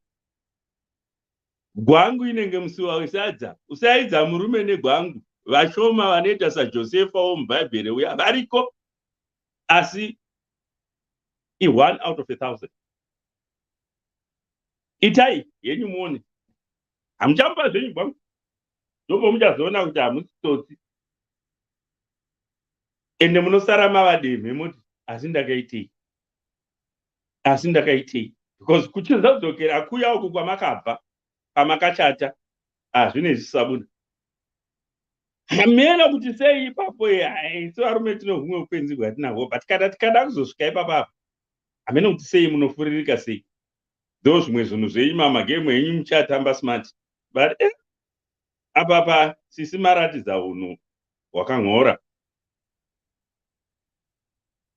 ende 9 out of 10 ndaona muchifoira exam imi munerekera mune answer sheet ipapo zvese time munayo asi ndaona muchifoira zamaireti iri ramakuda kundonyora ndaona muchirifoira because varume ndo vaziva kuita kwedu kana kuti kuita kwavo whatever applies. Muchasiya iye wamakatora mamusiya kudero ndopo muchazoona the true colors raJumba Msanduko. watokupai maconditions waona muri wiki striker kana akaboda kuti unoti standard mastrikers basa ravo ndorokustandard defender unogona bhora rinouya nomudenga here uri wiki papi pasi apa ndikamuzvengesa ndikaita madhamis 1 or 2 handopinda nebhora ndo zvinoita varume and I'm sure nemiwo ndo zvomunoita futi vakadzi vacho zvamunoita varume munopima varume. This is exactly what is happening here, but ndaona nyaya muchiiruza iyi because it's just too early, less than a month. Chera achinzi ake murume wacho happy love apa mazvinyanya. Oh well, the ball is in your court. Handina zvakawanda zvokutaura asi ndaona migomo yemusodzi apa. Itai. Thank you very much. Next person. Thanks Mgoma. Andichera muri pera. Right. Kana vasipo Sibo Ndevu. Wande wabhaza pamwe vari vabhazi vafonera. Taura tunovamutsa then. Machaningiri kinero. Hanzi vakadzi musatatutukisana vagwangumi. Munozviitiko kudaro wedwe. Saka mukadzi ndiyanyora tsamba here. Mandiyo nyaya dzatatisaura kadzi dzakaposta dzoda kuti takushaudwa iko zvino. Vakadzi amene vanofunga sei vakadzi vanofunga nemagaro here anenge akagarira. Vanofunga nemagaro unenge wakati wagarira saka anenge asingafemi. What is that? That's just dumb. Jesus Christ. Andi. What? Tandoti chima shonga tataona agwangu exactly. Wanga watofuririka kuti utosiya wakachuzana naye ukatomuda uyu wefirimu Sibo. Yeah. Regembe pande Clark. Mira hold on. Pana kanzi Gabu buda futu dzokeka because yako tarisa mic yako kuti ishande because your video is closed. That means your mic is not working. Go back again, go to your settings and check your mic before you come in. Ofana kupa sign here green, you know it up and down. Gabu, get out of the platform and come back again. Check your mic. You could be turned to talk. So yeah, thank you. Andi Clara Mursei, Andi Chera. Chera Boma, very good. Mursei. I want it My right. hands getting yam scanner. I want Andina. All right. Regarding quickly. Right. Nyandi root pressure. Hello, Elder. Please keep me anonymous. Elder got married in December 2023 on Christmas Day. Then I spam you 50 minds. Who's not on mute? Oh, the number to Panam mute. Okay. Right, Nyadi good pressure. Hello, Elder, please keep me anonymous. Elder got married in December 2023 on a Christmas Day. And I'm a woman aged 40 years old. And he's 45 years divorced and has 2 children. As for me, I never had a child before because I was pursuing my career and I have a good paying job. He also has a good career and well-paying job. Elder, the reason I reached out to you is that of late, I've realized I don't love him at all. Elder, if truth is to be told, I just settled for him because I was tired of being asked by my family and friends, Ucharo Warini and Wakuto Chembera, Uritsikombi, and that made me think, is there something wrong with me? Now it has come to a point that I don't care. I'm not even bothered to call him or text when he's at work or out. Elder Flat, he has been complaining about it, but I'm just scared to tell him the truth. Elder now fight a developing problem, which is even more complicated because someone I love, same age with me, with the features I have always dreamt and wanted my man to have, is now knocking on my door, and I don't know what to do. Elder, this dude just knows how to be knows how I want to be loved. He has been sending me gifts, flowers, etc. He is quite aware that I recently got married, and he told me not to have a child for him if I want to be with him. Elder, this dude gave me 6 months to divorce my husband, but never had sex with him, but we kissed. I'm now confused, and I'm really scared about what this could do to both this could do to both families, the men I'm married to and my family. But I want to follow my heart as well. So you've got a young woman here, 40 years. We got married in December last year, and now she met her dream husband. So she's saying this guy knows what this woman, he knows how to love this woman, because I don't think my presence and everything. They have never had sex, but they kissed. So this young man said to this young lady, you know what? If you want me to marry you, what you have to do, you have to divorce your husband. I'm giving you 6 months. Or during this time, don't feel pregnant for him, because otherwise I'm not going to marry you. So this young lady is saying, I got married to this man of 45 years, not because I want to be married by him, no, but because of the pressure that I got from anatete vasukuru, my friends with wakurisa usinakuru, was that's why I settled for him. But actually, I don't love this man. Saka, what advice munomubatsira muchiti mwanasikana wenyu? Andichera? Yeah, zvine nharo chokwadi.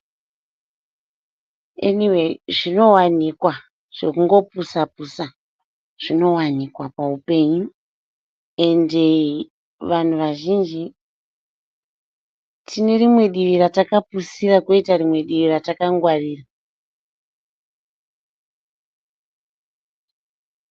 Kana uchida kunyatsokuona kuti kunze uku hakuchisina varume, ende kuti varume vanokunyenga, vanokuda uri pamurume wako, zama kuita zvauri kuda kuitwa izvi, ugomuona mukomana iyeye achizokuda futi. Unonyepa iwe, hakuna zvakadaro. Itodzidzira kuda munhu wako iyeye waugere naye, mudzidzire kumuda kusvika uchamuda. Uchazoona manje kuti puresha iyeye wanga uchiti ndakawanira munhu nepuresha, vanga vachikupa puresha iyi, zvino inenge isiri puresha, vanenge vakutokuseka kuti hausi kuziva zvaunoita.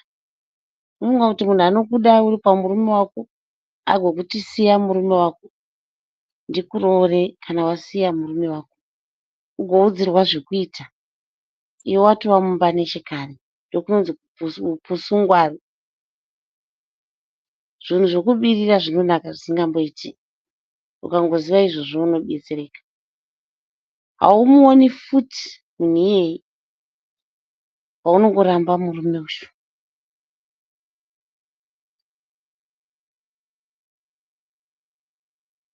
Unototenda Mwari kuti akakupa umwe wako waunongonzi misisi uri mauri. Kunze kwakaipawo, kwakaipa zvisingamboiti. Varume vari kutoita zvekuaplaigwa, tsamba dzisiri kupindurwa. Saka my advice, jaira munhu wako iyeye. Itobisa shavi rechijoki. Ndopauchanyatsokuona kuti new broom sweeps nice. Kana munhu wako iyeye mawangosiya murume uyu wauri kuti uyu haumude, ndopauchaona kuti wangoramba murume wako uyu wawakapuwa naMwari. Itoda zvawakapuwa naMwari. Wangokiswa pamwe nekubhurugwa kwachona hakuna vanhu. How do you know? Nokuti wangokiswa. Ende chatoita kuti umude chizhara-zhara chekuti mumba mako hausi kuopena your heart kumurume wako. Saka wangokiswa newekunze uku, zvese zviri pauri zvabva zvazungunuswa, wamba wafunga kuti ndiye the right person. I don't think so. Mainini idai murume wenyu ari mumba. Zvinamatirei, bisai namatiraisha rechijokera kubatai ribude. Kana rabuda muchari iroro muchazonyatsokuona kuti murume wenyu munomuda. Muchazoona kuti murume wenyu zvese zvamunofunga muchazoona kuti inga munhu uyu ndaichifungidza kuti handinakidzi anondinakidza. Once zviri pamuri, shavi riri pamuri kana rakusutsai rikangobuda iroro muchaona kuti murume wamunai is the right husband for you. Thank you. Thank you so much, Auntie. Thank you so much. Auntie, ida munhu wako. Learn to love your person. Right, Sibo. Mira, hold on. Pana pinda por somewhere, sir. 1 second. Adi Babs, Merse. Ndiri right, Merse, you may say my panelists and viewers, how are you? We're all doing good.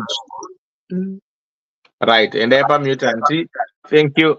Sibo, what's your take? What film ipa Netflix inonzi inonzi Your Christmas. And inonzi Your Christmas vanhu we YOH. It's YOH. Then Christmas. Ndek South Africa. Yakanzi Your Christmas. It's on Netflix. Your Christmas. YOH. Ndokumbura kujamba queue kana pane queue. Ndivapi vari kuda kuchamba Ndiye Mukoma Sadiki. Taurai naSibo jambai. Mukoma Sadiki munogojamba mirai ikoko kumuswe ikoko mumbonzo watitaura muda kuenda. Pane zvinoda kuitika. Alright, pindai nayo. Right. Inini I'm glad kuti paita nditete chihera here vataura vabva kupedza kutaura vabva vatora mapoints ese andaida kutaura vasamaraiza nemo nemo. Asi ndichangoexplain hangu point yangu. Zvinhu zvokuba zvinonakidza, zvinhu zvokuba kana mana yamboba shuga tiri vadoko paya munozviziva kuti kana shuga ukatanga kuiba, ndakamboti mumwe musi ndiri mufana ndofunga kuti ndanga ndiri kumagrade 2 ikoko kwaiva nomukaka waiva wainzi lactogen iyoyo uyu inonzi powdered milk iya yaiitswa munhangirikire. Saka ndaiva nesystem yekuti kana mbuya vangobuda mumba mavo ndodopinda muya ndosvika ndotora spoon ndohanikira ndovabwira mukaka uyoyo. Saka ndakazowanikidzwa one day ndiripo panganikire pagaba repowdered milk ndichiba powdered milk iyayo. Ndichibva ndabvunzwa ziko uri kudyei, ndikati hupfu. Ndobva ndaendeswa pagaba rohupfu ndikazi chidya hupfu uhu, tora hupfu hungadyika. Saka the moral of the story is unogona kunakigwa nezvinhu zvokuba izvi sezvauri kuita izvi zvanzvadzi yangu, ndiri kuadvhaisa sehanzvadzi.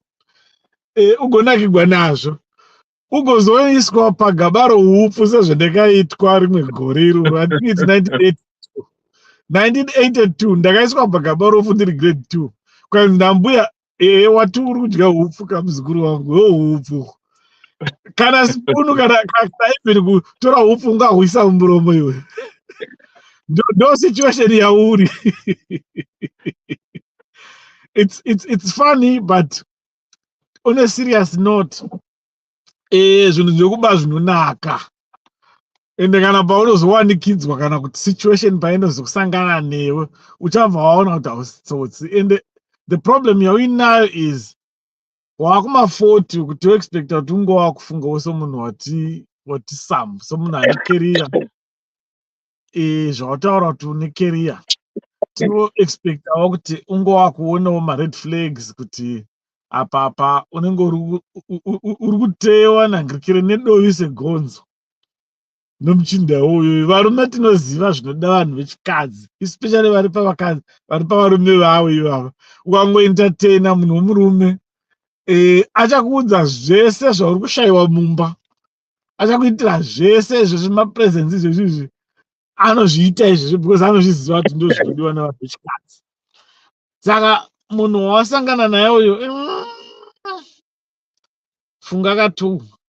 nyatsotanga kureconcile mapriorities ako toziva kuti you've waited for this kiremire chero uchiti udzako kuti ko wakaita zvekuzopiwa pinda pressure, because ask yourself kuti ko hama dzako uchazosiya murume uchiti kudini. That's the first thing. Of course unoda kuti follow your heart, hatikurambidzi, asi uchazotaura uchiti kudini.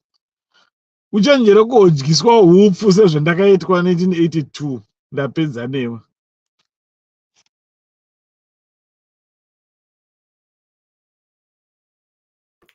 Inga mukoma makangwara. Vamangoti gaga exactly 2 minutes. Sure. Hai ndatopedza. Maita basa. Handi zvinhu zvaroda kuita izvi hazviite izvi. Zvinhu zvauri kuda kuita hazviite. Mumwe munyora comment section ndakanga vangosara kuti ndiye ananyora kuti hanzi munhu uyu zvaari kuda kuita hazviite. Saka ndizvozvo. Ko iye anongoti ndikunyanya kusai kusi. Saka ari kunzi nemukomana uyu wakasangana naye marimwe zuro ndiri kukupa 6 months. Ana guarantee yekuti 6 months momo achimbonyeverera murume wake iye anenge akamirira mukomana uyu. Anondigenzi nemwewo vamwe vasikana kusaidzi. Ndokuona kuti kupusa kwatakaita isusu vakadzi kuita madofo chaiwo, because unoudzwawo kunzi kutopiwa guideline hanzi ukangoita mwana naye handichakurori. Saka upenyu hwako wabva wapera, nyika yabva yatoguma, zvatokuperera. Ko iye maybe zvinoitika sezvetsamba yakanyorwa iyi. Unofosewa kunzi roorwa, but wongobva wongosangana chibhanguza wobva motodanana 2 minutes 15 seconds matochata matoroorana. Zvinobuda kana kuvhakacha kuenda kuna natete, kana kuti mazuva azvaitiwa zvokuti munombonoenda kwana natete nanasekuru muchimboonesana, muchimbooneswawo mozonyatsoita iya yekudedzera kuti ndokwatiri nekuzoti mari ngadziunganidzwe. Amene mazuva ano vari kuroorana vanenge vaita zvemabluetooth, kuti vamwe vacho vanenge vakaenda kusiyowesa mwakasara. But nevertheless tinokubatsira chicha, tinokubatsira iwe une mibvunzo yako yawazvipindura wega kuti mhuri dzinoita sei.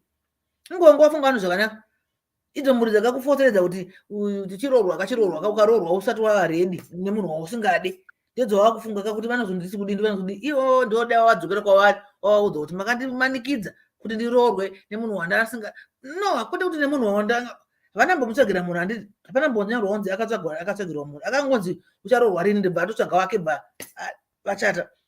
Saka ivo dzokera unoudza sekuru nambuye kuti munhu wandimudi uyu, handiti handimudi, vona vandotoda akandipa 6 months. It does not make any sense. Even me talking about it, I'm sounding so stupid. Jesus. Toisira ipapo ndodzoka mama ndibodera foni. Okay, cool. Right. Right. Banana up, I think. Dr. Love. Then he got then and the Babs. No, all right.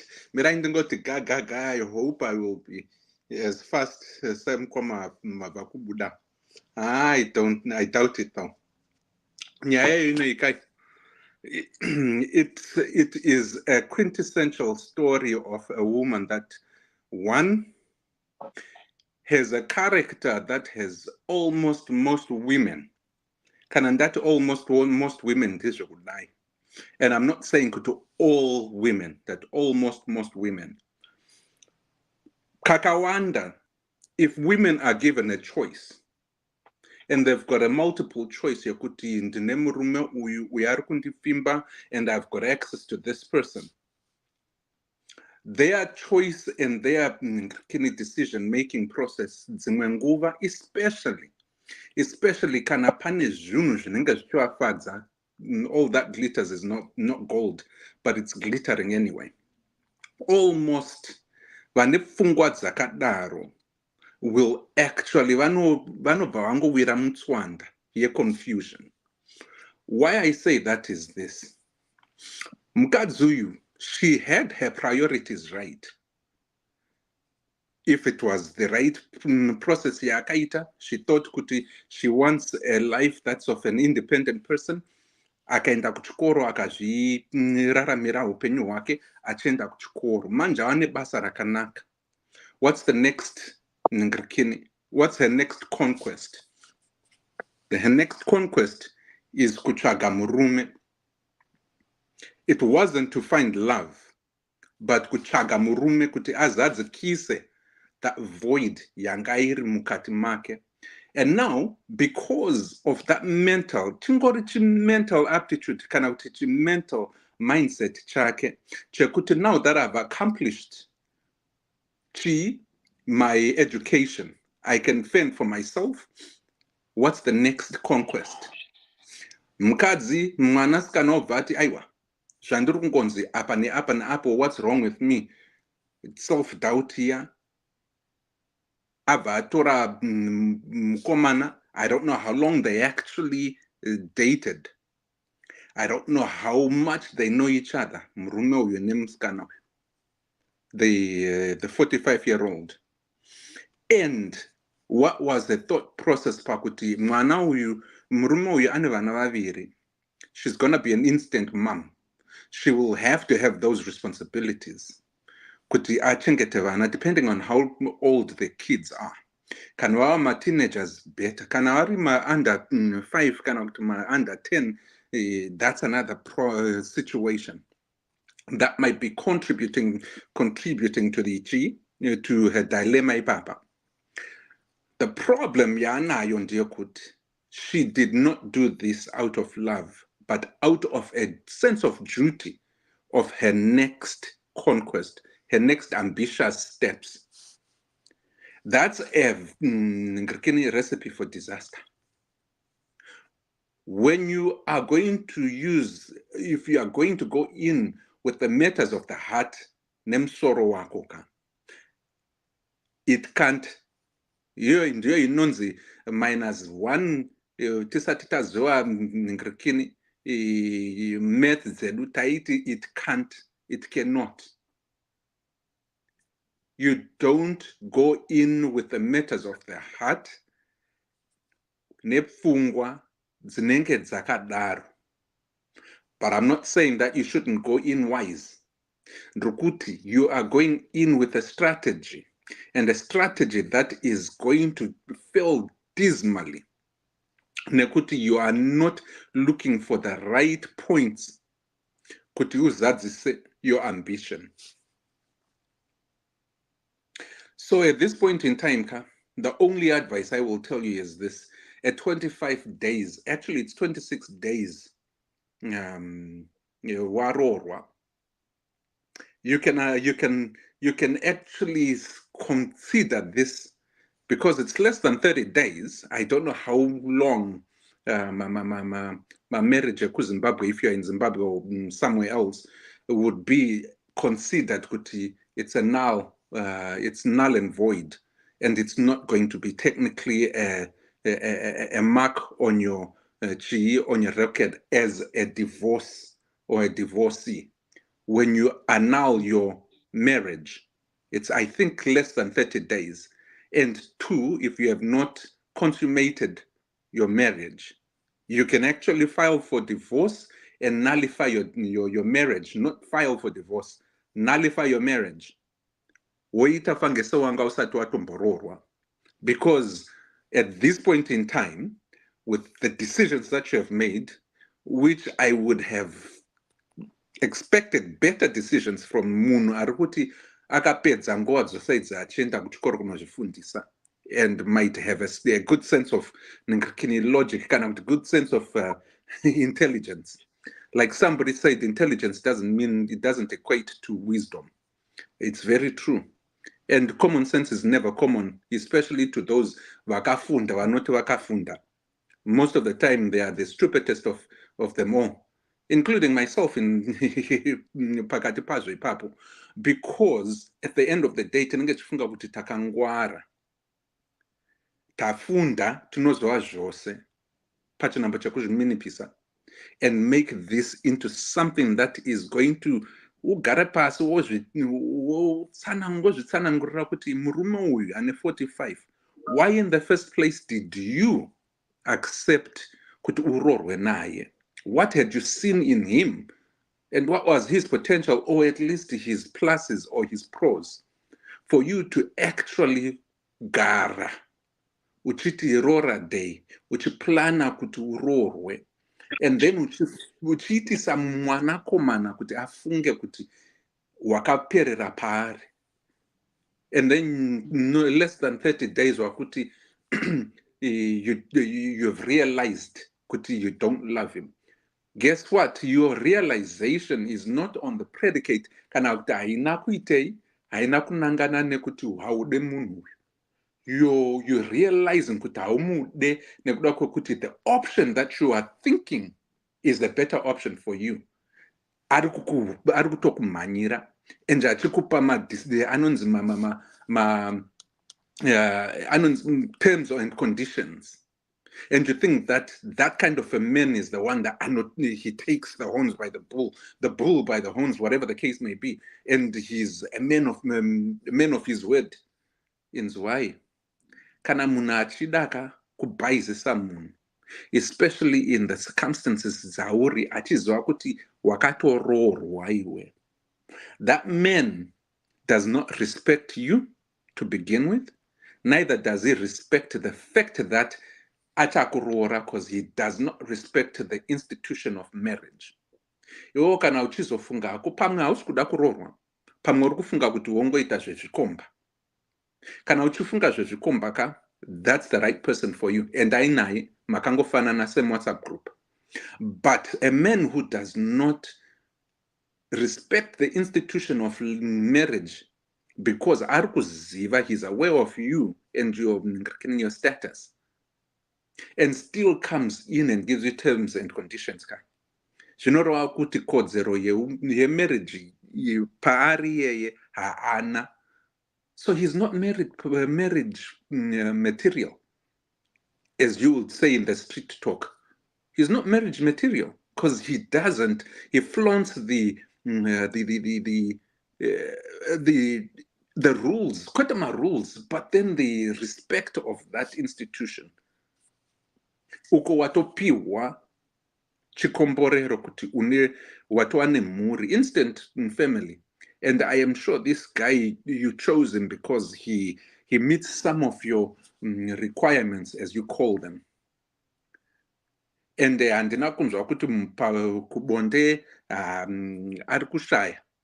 Chako chete kungoti you are realizing that he doesn't have the body that you yourself would aspire to have in your partner. Iwewe ndiri kunzwa kuti he doesn't have the romantic bone yandiri kunzwa kuti the other guy has.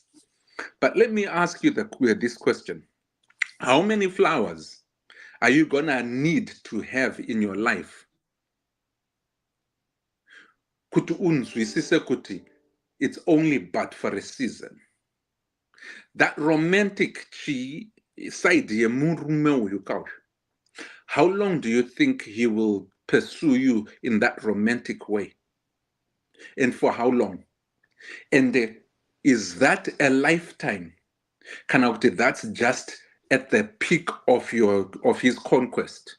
Say iwewe zvakaita uchienda kuchikoro and getting to that peak of your of the mountain and conquering your plans and goals. You are his ambition.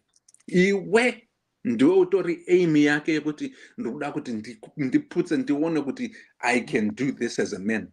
Kumputsisa muri yake. But at the end of the day, sezvataura namukoma, uchadzikiswa upfu iwe. But kukisa kwawakaita murume uyu kauyu, wakatochita. If you kissed this man wapedza kurorwa, you cheated on your husband. There is a lot to be said about your own character. Kuzotibvunza kuti help us or help me is just a rhetoric statement iyoyo. Haidi kutombopindurwa because you know yourself and you know what you're gonna do. But mira isusu tikutaurirewo our side of thoughts kokunoko. Ndizvokudai.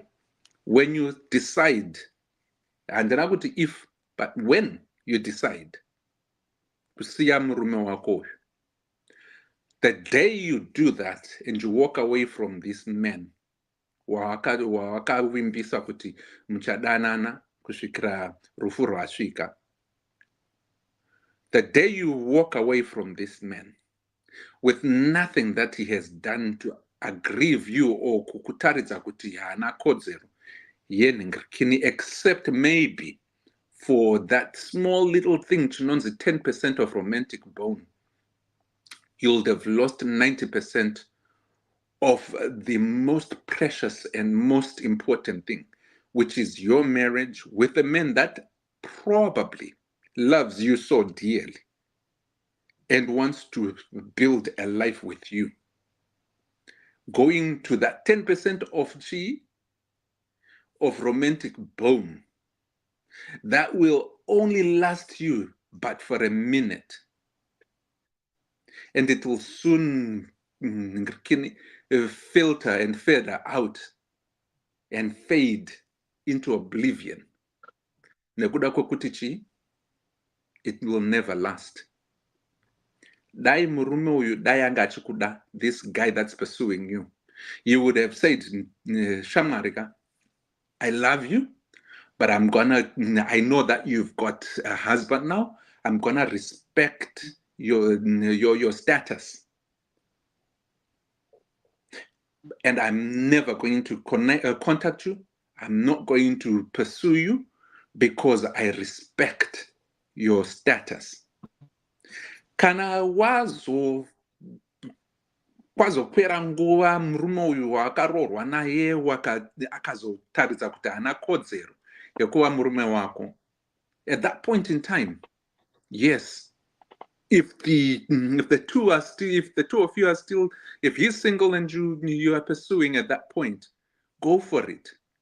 But murume uyu akataridza kuti haatorina nekodzero yekuti iwewe utaure nezvake as a potential husband, because that to me is it's a fallacy. It's a mirage.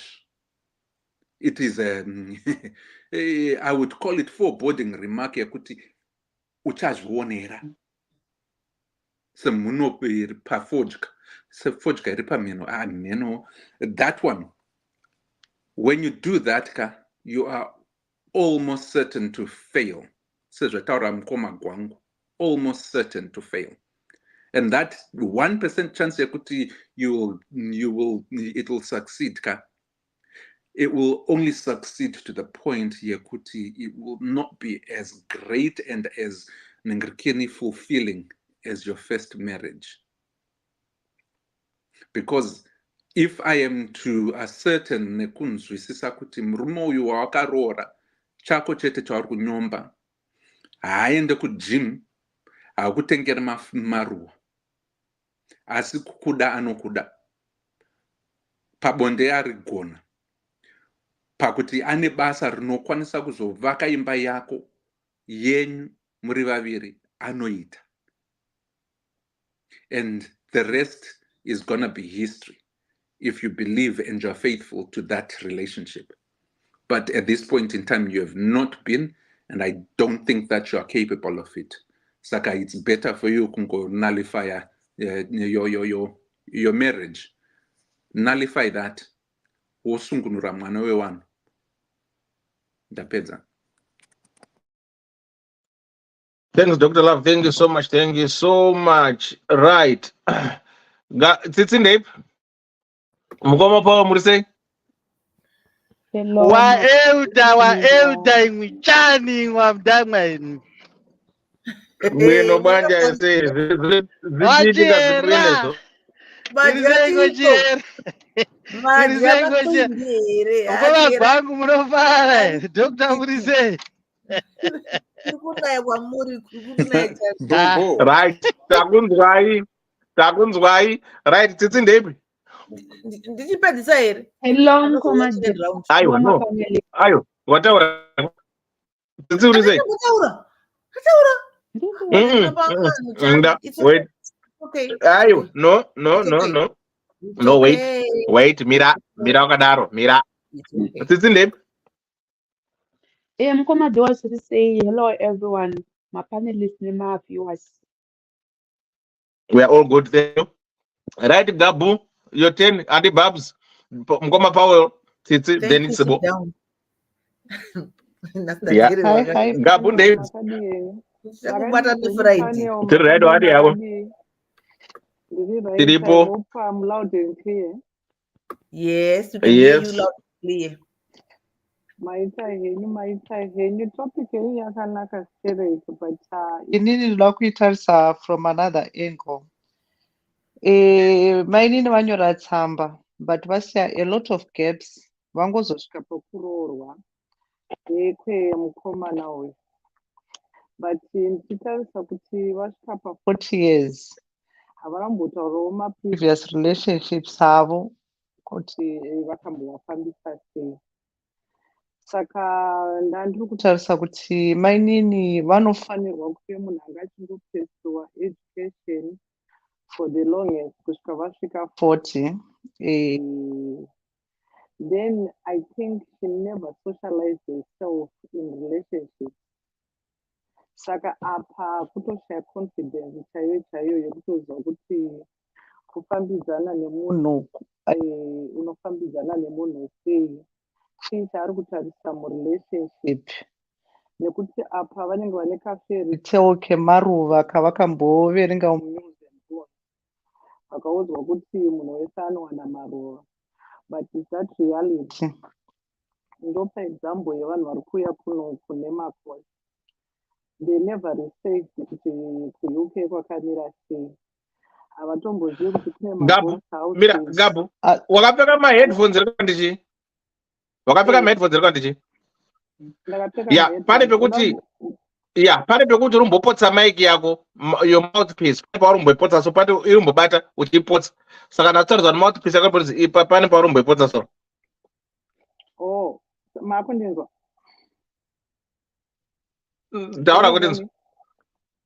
Makundinzwa here? Okay, go ahead. Saka ndachitaura kungopa example nemakosi akauya kuno kumazuva ano.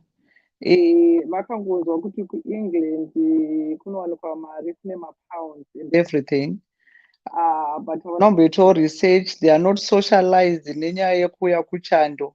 Havanambozwa kuti vanhu vanogara mumabox rooms compared to Africa. Saka ndodzokera kunhau yamainini. Mainini just got into marriage because vanga vachipiwa pressure, which is again our culture inotipa pressure kuita zvimwe zvinhu zvatisingazwisisi.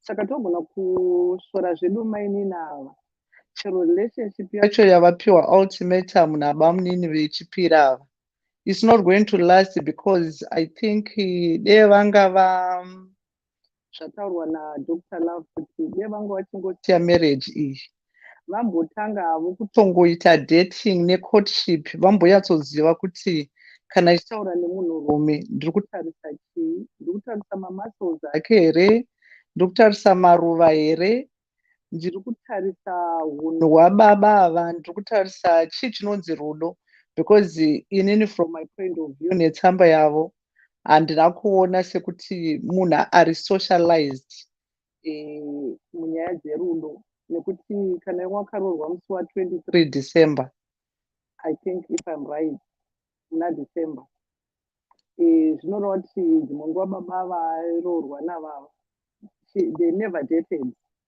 kuti atonzwisisa kuti what type of a man is she marrying. And then this one ari kuuya ne6 months ultimatum kuti ndongokupa 6 months, auda kutojambira futi. So we may have a problem namainini, chero vakaenda kuna bamunini vechipiri, she's not going to last again because she doesn't really understand, she doesn't have confidence in herself to be in a relationship. No contribution yangu. Thank you so much. Thank you so much. Yeah. Pakaoma. Saka love yoda kungonzwisika chingonzwisika tienda takadaro. Thank you so much. Right. Ndatandizve. Andi Babs. Yes, Komada. Muripe. Ndiripo. Okay. Are you Inini. ready with your dancing suits for Saturday? Ready. I'm very ready. Okay. I'm very That's ready. Yeah. good. Yeah. Ndanishiti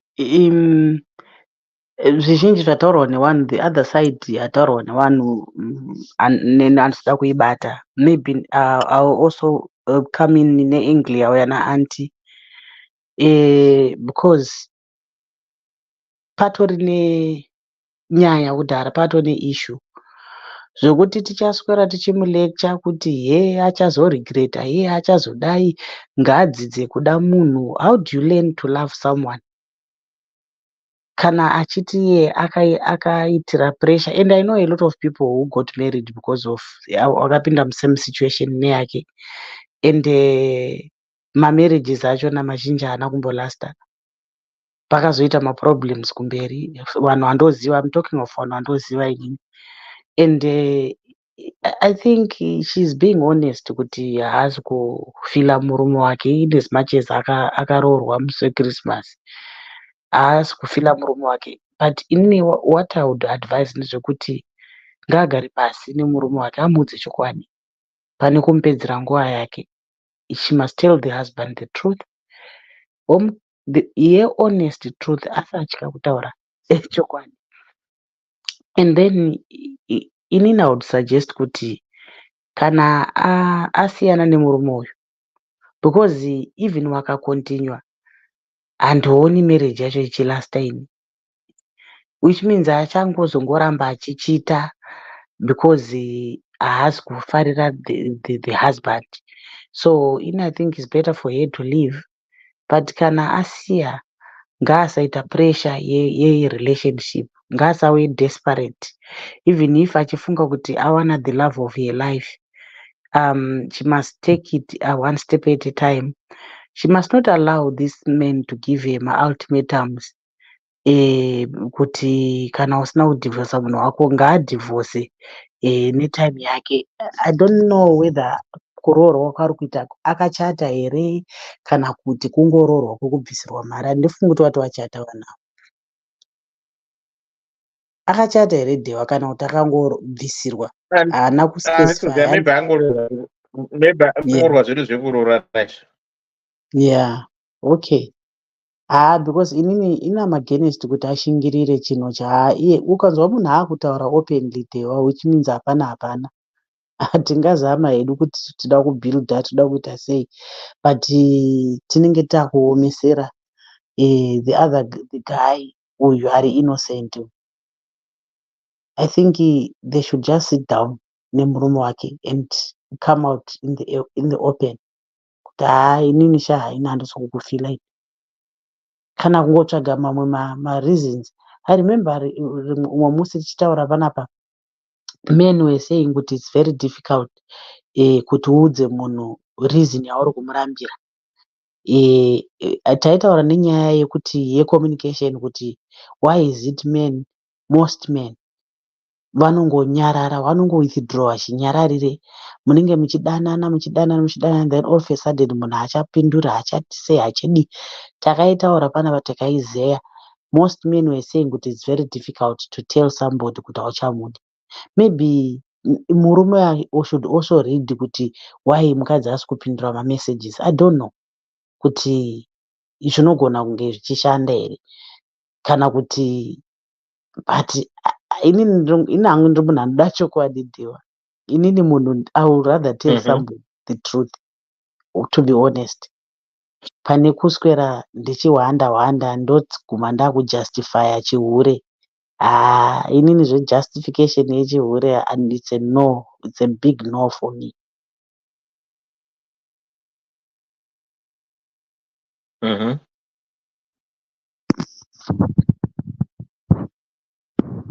Yeah, I think it depends on ndabata side risina kubatwa zvizhinji zvataurwa nevanhu.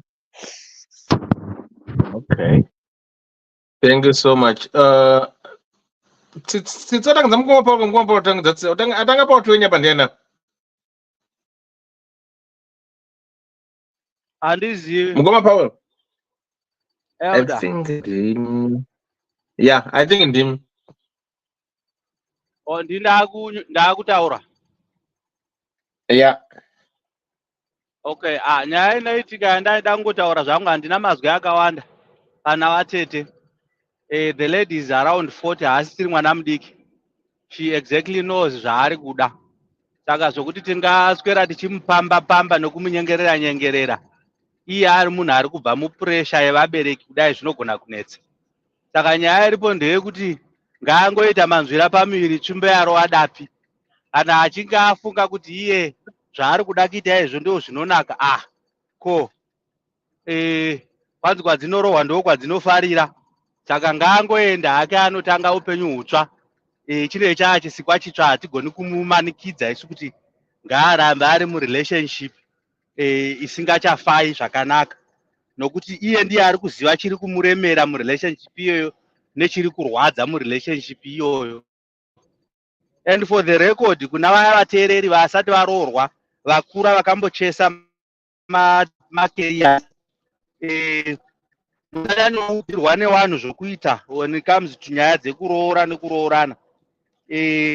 Torai nguva yenyu, kana zvichikona ngazvikone, nokuti wakachoisi iyoyo tinofanira kunzwisisa kuti chimwe nechimwe nenguva yacho. Hapana chisingaperi. Taura kuti kana ndakadzangwa pabhuku nekurelationship wo kune zvimwe zvinhu zvine zvichileka, zvine zvichinonokawo kuwanika. Saka maresults acho ndiwo aya ekuti unozongopedzera wakundowira usati wafunga. Saka plus chimwe chinhu chaanofanira kunzwisisa, relationship yose kana yakaita nyowani ine kakunaka kainoita nekakuvaraidza kainoita. Ndo saka ichinzi relationship. Saka zvinenge zvaakuda kunotariswa izvozvo pakurarama kwake, achiita achinoongorora, achibatanidza, achiona kuti ungazvifambisa sei. Ndiwo mazwi angu muchidimbu eudhadhe waiwayo. Nhasi handidi kupedza nguva. Thank you so much ngoma Paul. Tsitsi.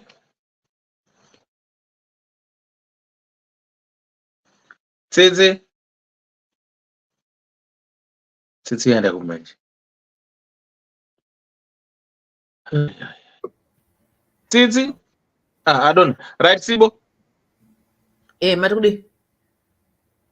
Taura kuti.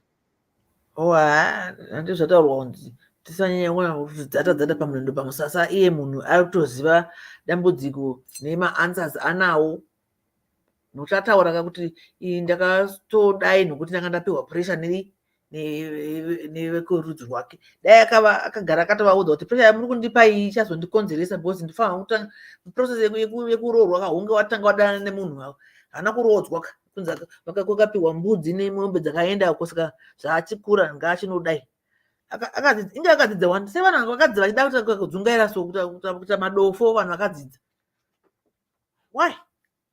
99% of vanhu vakadzidza vanozoti takadzidza vanoneka kudzungaira so kavanongoita chidofo saka vakadzidza chiturudzi vane udofo hwakadai. What is that? Shuwa ataura ega kaiwe naye musikana aripo here. Mazona vanhu havasi kuuya sei kutorera nyaya dzavo. Dai auya anzwa nyaya yake kuti kana iye achiti pane sometimes you know kuti if you write a letter kana kuti if you write something down you need somebody to read it aloud to make a sense kuchizvinzwa iwe. Sometimes they need to come here and listen to their own letters. Ndaverengwa nemumwe munhu kuti ndini ndakazvinyora izvi kana zvichimeka sense yes kana make sense over touya kuti ndini munyori wetsamba rikandiitaura zvandaida kutaura. Because some of these things don't make sense at all. Sure kutitenderedza musoro vanhu vakuru pano nenyaya ataura ega kuti ndakapressurizwa nevanhu vekumba kwedu.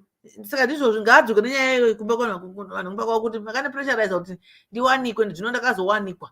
Zvino pandakazowanikwa ndakazowanawo auda kuzondiwanawo after 6 months. Asi ane mhiko dzakandipa akati don't fall pregnant. In other words, don't use protection. Ndapa mapiritsi nemurume wako orega kuita nhumbu. Kana iye murume anoti naye mai mwana kuti chaita mwana rini anenge ari murume wako pachii. You see, it doesn't make any sense, this story. Saka hazi murume wakuka uyu ingori inonzi placeholder ndivaiva kuti it can't wisa 0 kuti hanzi carry 1 tobva waiti 10 minus the number then you ubuda neanswer because 0 haiti unotsvaga something chekuisa ipapo. Vaudze hama yangu sha, udza baba ako namai ako nasekuru nevadzidza rwekwenyu kuti aiwa lakini apa hapana vana. You see now, because sometimes zvatinofunga tisese vanhu vakuru tinongofunga zvatoda isusu. We don't think of my products edu aya atinoproduce kuti vana, because pakaita vana panenge pane dambudziko manje. Saka thank goodness kuti hakuna kudi akakupawo advice yakanaka mukomana kuti usaite mwana nemurume wako. Zvino unogoudzwa unozoita mwana nemurume wako nemunhu wanzi ada kukuroora. Saka iwe unomuda ndakutanga kutengera maruva. You see now, this is just ndambotaura pekutenga paipa kuti I feel even stupid myself talking about this. Kutotanga benzi chairo ndakutofela nge ndinda kutopenga panapa. Sure munhu ungaudzwa nemumwe murume kuti anzi saka iye pa 6 months idzodzidzi. I'm asking you musikana iwe zvibvunze mubvunzo wakadai, what is that guy doing whilst une murume wako muchinyepedzera kuti 6 months dzakakwana? Iye ari kuitei? Akakumirira murume yeye nokuti akangwara stereki iwe wakapusa. You see, it does not make any sense. Saka murume akakumirira kuti after 6 months azokwana wozoramba murume wako iye mozonointroducana mozorora. The process itself sounds dumb, my guy. Saka what you can do, watoprova kuti murume wako waonaye uyo haumudi. Saka iwe ungosiya murume yeye, siya mwana wavaridzi, usati wamaita vana angatozongodemba vana vagotodza mai vakusakwana. Saka musiye because hausuda kudi kuti vana naye. Siya, leave my brother alone. Siya hanzvadzi yangu. Woenda zvako unoita zvako zvechibhanguza kwamene ukupi wakamirira 6 months dzati dzikwane. Kana kuti bva wangomuudza kuti shamwari handina 6 months ndakutofunga kuti unondiroora nhasi ndakutomusiya uyu nokuti haumudi. Why are you waiting for 6 months? Why are you waiting for 6 months? You didn't explain that. Hauna kumbotiudza nyaya iyoyo kuti wakamirirei mu 6 months.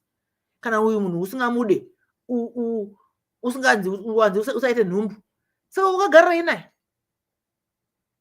You see now, what are you waiting for? What does the 6 months have to do with anything? Uda kuti nesuda mafuza. Ndaizvozvi mangwana kana nezuro kuti handina 6 months shamwari ndatouya nezuro chaiye kuti ndigare pano chitondiroora nezuro. 6 months bodo. Uone kuti tsoro yecho inoita here. Ndio inonzi tsimo nemadimikira izvo ari kutaura musikana. Zvenguva yedu isusu tichazvara 1960 na Mr. Gwangu. Tsimo nemadimikira. It can't chaiye 0 minus 1 plus 2 equals x. What is x minus 1? 0. Ndizvo zvaari kuita musikana. Zvanzi nemunhu uyaye zvaari kuda kuita zvazviiti. Hazvitomboiti. Wamboroorerwei nemunhu uyu. Unaita uyu angasati auya zvaazouya. Chimuramba kauya uende kwaari pasina nguva. Uri kupedzere nguva. That's my question to her. Why 6 months? Pane chii pakati pe 6 months apa? Why is this guy giving you 6 months? Kana iye ane wake waruda kuramba. Pane imwe story yatakaona muklasi ma-x mamboitaura 2 x's mukomana nemusikana vakadanana vakarambana. Handiti varambana kudaro uya achibva vaita move on. Vaita move on uya atodana newake uyadana newake. Vakazosangana kukamfinza uko. Vakasangana kukamfinza bva vangu ayana vanozivana kabva ayana. Kutozova vakazivana. Ndizoti chakazoita kuti vapanane vachinja nemanhamba. Chii? Vakazochinjana manhamba. Vachinjana manhamba kudaro nyaya yandakaunzwa muklasi. Vakufurirana manje. Zvikanzi uya kunzi iwe chiramba murume wako, iwe ramba mukazi wako tidzokerana. Vanhu vakambodana navo vakarambana. Handiti vakufurirana uya kufurirwa kunzi ramba murume wako, iwe ramba iwe ndoramba mukadzi wangu. Kana ndaramba mukadzi wangu iwe ramba murume wako todzokerana. Isusu kavakadzi nekungwarisa kwekupusa. Akutoramba murume wake uye mukadzi uya ramba murume wake. Akutoudza mukomana kuti ndaramba murume wangu saka chiuya. Uye murume mukomana akati unopenga. Ndizvo akati akakurambira zviri kusakwana. Ndirambe mukadzi wangu ndidzokere newe munhu ndakarambana naye ndopenga.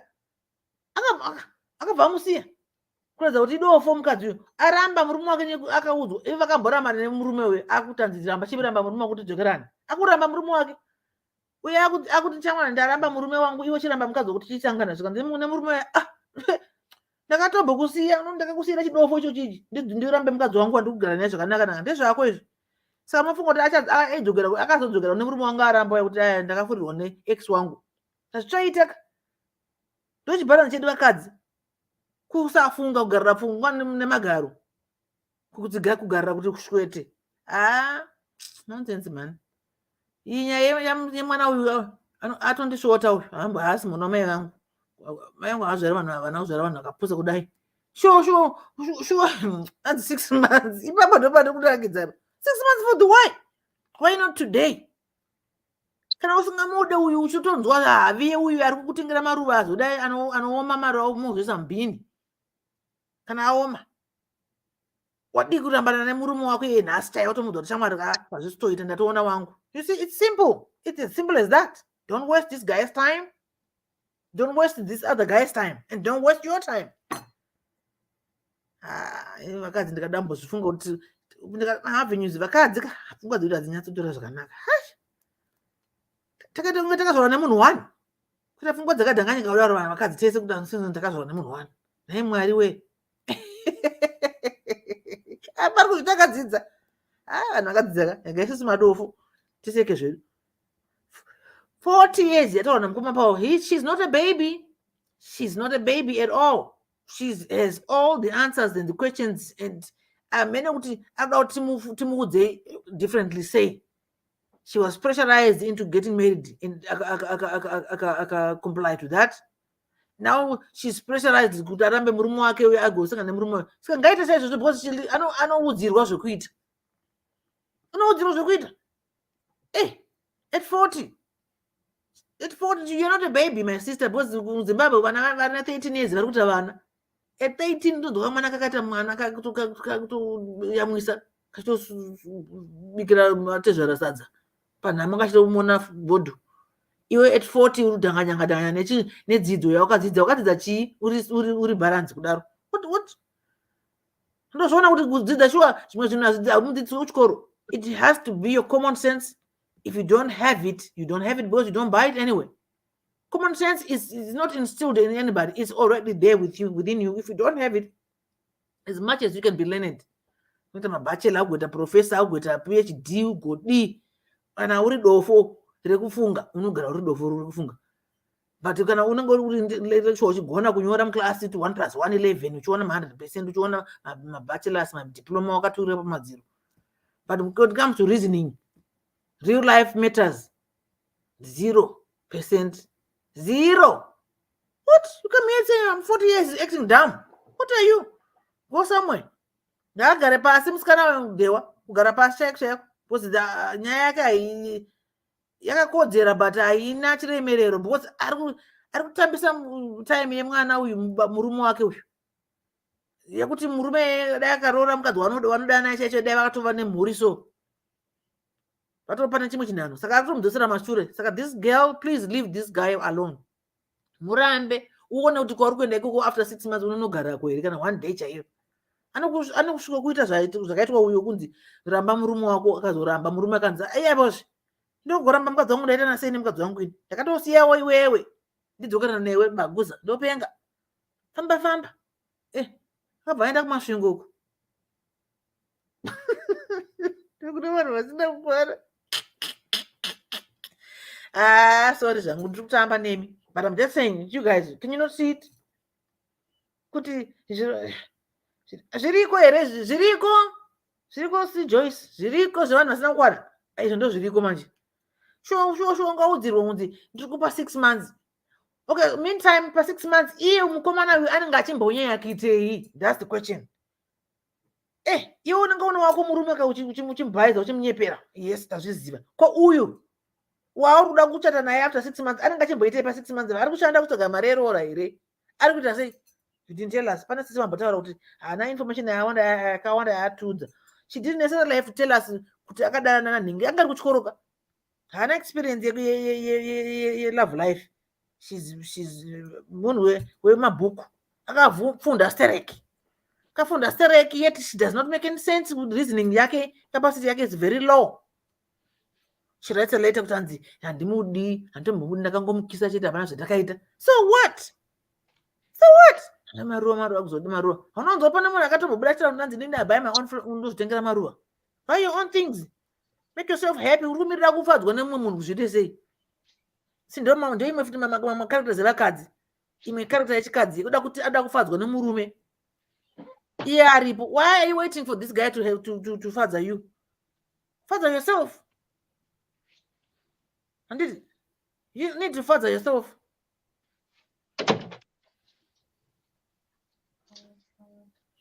Ndikati ndamatireva vechidiki vavhurike nokuti vanhu vakuru vacho kandiwo masasikamo. At 40 years, what are you teaching this ma 20? Ma 15? What are you teaching at 40, my sister? Ndakadzidza stereke. Uri dofo in real life. On paper, muri ne PhD yamwene, PhD. Professor makadi. But in real life, makadanganyika pfungwa. What? Leave that guy alone, my sister. That's me and myself, and I'm standing for that. Please leave that guy alone. You're already wasting his time. Anotoka vanomuda wanoda naye vonyasoita mhuri yavo kuti mukadzi wake nevana vochengetana. Iwe dzokera uku kana une 6 months dzokera chimboenda kuchikoro chakaka 3 months 6 months kosi kako wakamirira kuzororwa neuyu. Kana kuti chimbodzokera kumusha unorima. Wakamirira 6 months dzako wozomudza mukomana 6 months dzakona.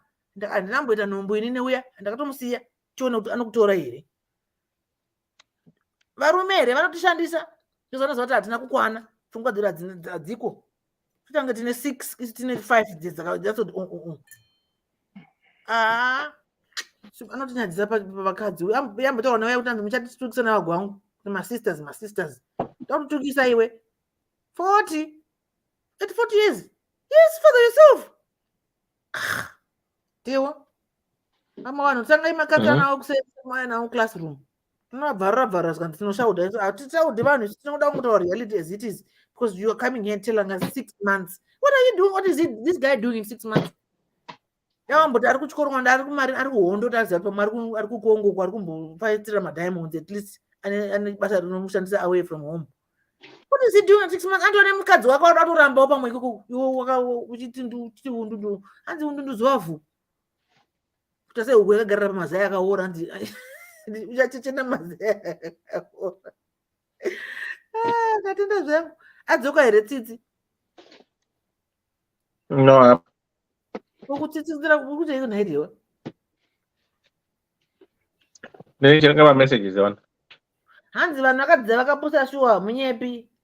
Ndogara kuzvitaura zvenyu. Hazvisi kutaura izvi unongozviona. Hatisi kuti mese tingatotukwa panapa. Ini ndinganitaura kanitaura zvavanhu vese because ndinomazivira kupa vanhu vese. How do I know a gazillion of people? I don't. Those that I know the majority ivava vandoziva vacho ivavo. Handisi kuti mese makadzidza makapusa. Handadaro vakawanda vacho ndimi masaskamu. Muri ana dzega. Makadzidza on paper ma PhD yamunenge muchitaura nezvavo, but action wise you act stupid, very very stupid. Pachidofo chaipo kushaya kuti makadzidza chii chamakadzidza obva wasati okay kuchikoro mapepa efundo akasiyana ne streetwise. Streetwise ndeye changamu yakariwana maititi. Changamu ndoyo mustreet ndoyo yatoda iyoyo. Musikana uyu she's lacking that. You are lacking changamu my sister. Nditika saka please don't waste this guy's time. Mbudze kuti 6 months I don't have 6 months. Ndinotori ndinhasi. Chitonditora nhasi. Tono kuti zvinobuda here. Udzoke utududze zvakazofamba sei. Otherwise uri utori mudondo iwe. At 40 years acting so dumb. Seka zvako chira iwe. Aiwawo. Sekese was tsitsi. I'm actually feeling sorry for her and this guy who wasted her time. We were 6 months akangwara stereke. We are the main actor. Ndiye tiki kana kuti Bruce Lee pa story. Ari control situation hanzi usaite nhumbu. Ndizokura mu 6 months. Saka ndiye tiki. Yake ari kutofamba. 6 months ari kudhilana vamwe vakangwara kuseruka, ari kudhilana nasibo. Ari vakangwara vari kuseruka. Ana chira vana ati Rose vana ninga vana mashumba ndovari kunzika usaite nhumbu 6 months. Somebody can come and please help me. I can't. Right. Saka ndarichita open discussion then ngara chingorepa tangozvirepa. Nasitiripo No, ndine shift mangwana makuseneka. Chigare. Imgwenyo komasika tino. Awa mayusa awa kwavo kuchakachena haungavatevedzeri mayusa ita zvebhondi zvako zvepauni. Isu tinodhila nepaundi imi itai mayusa anonetsa mayusa.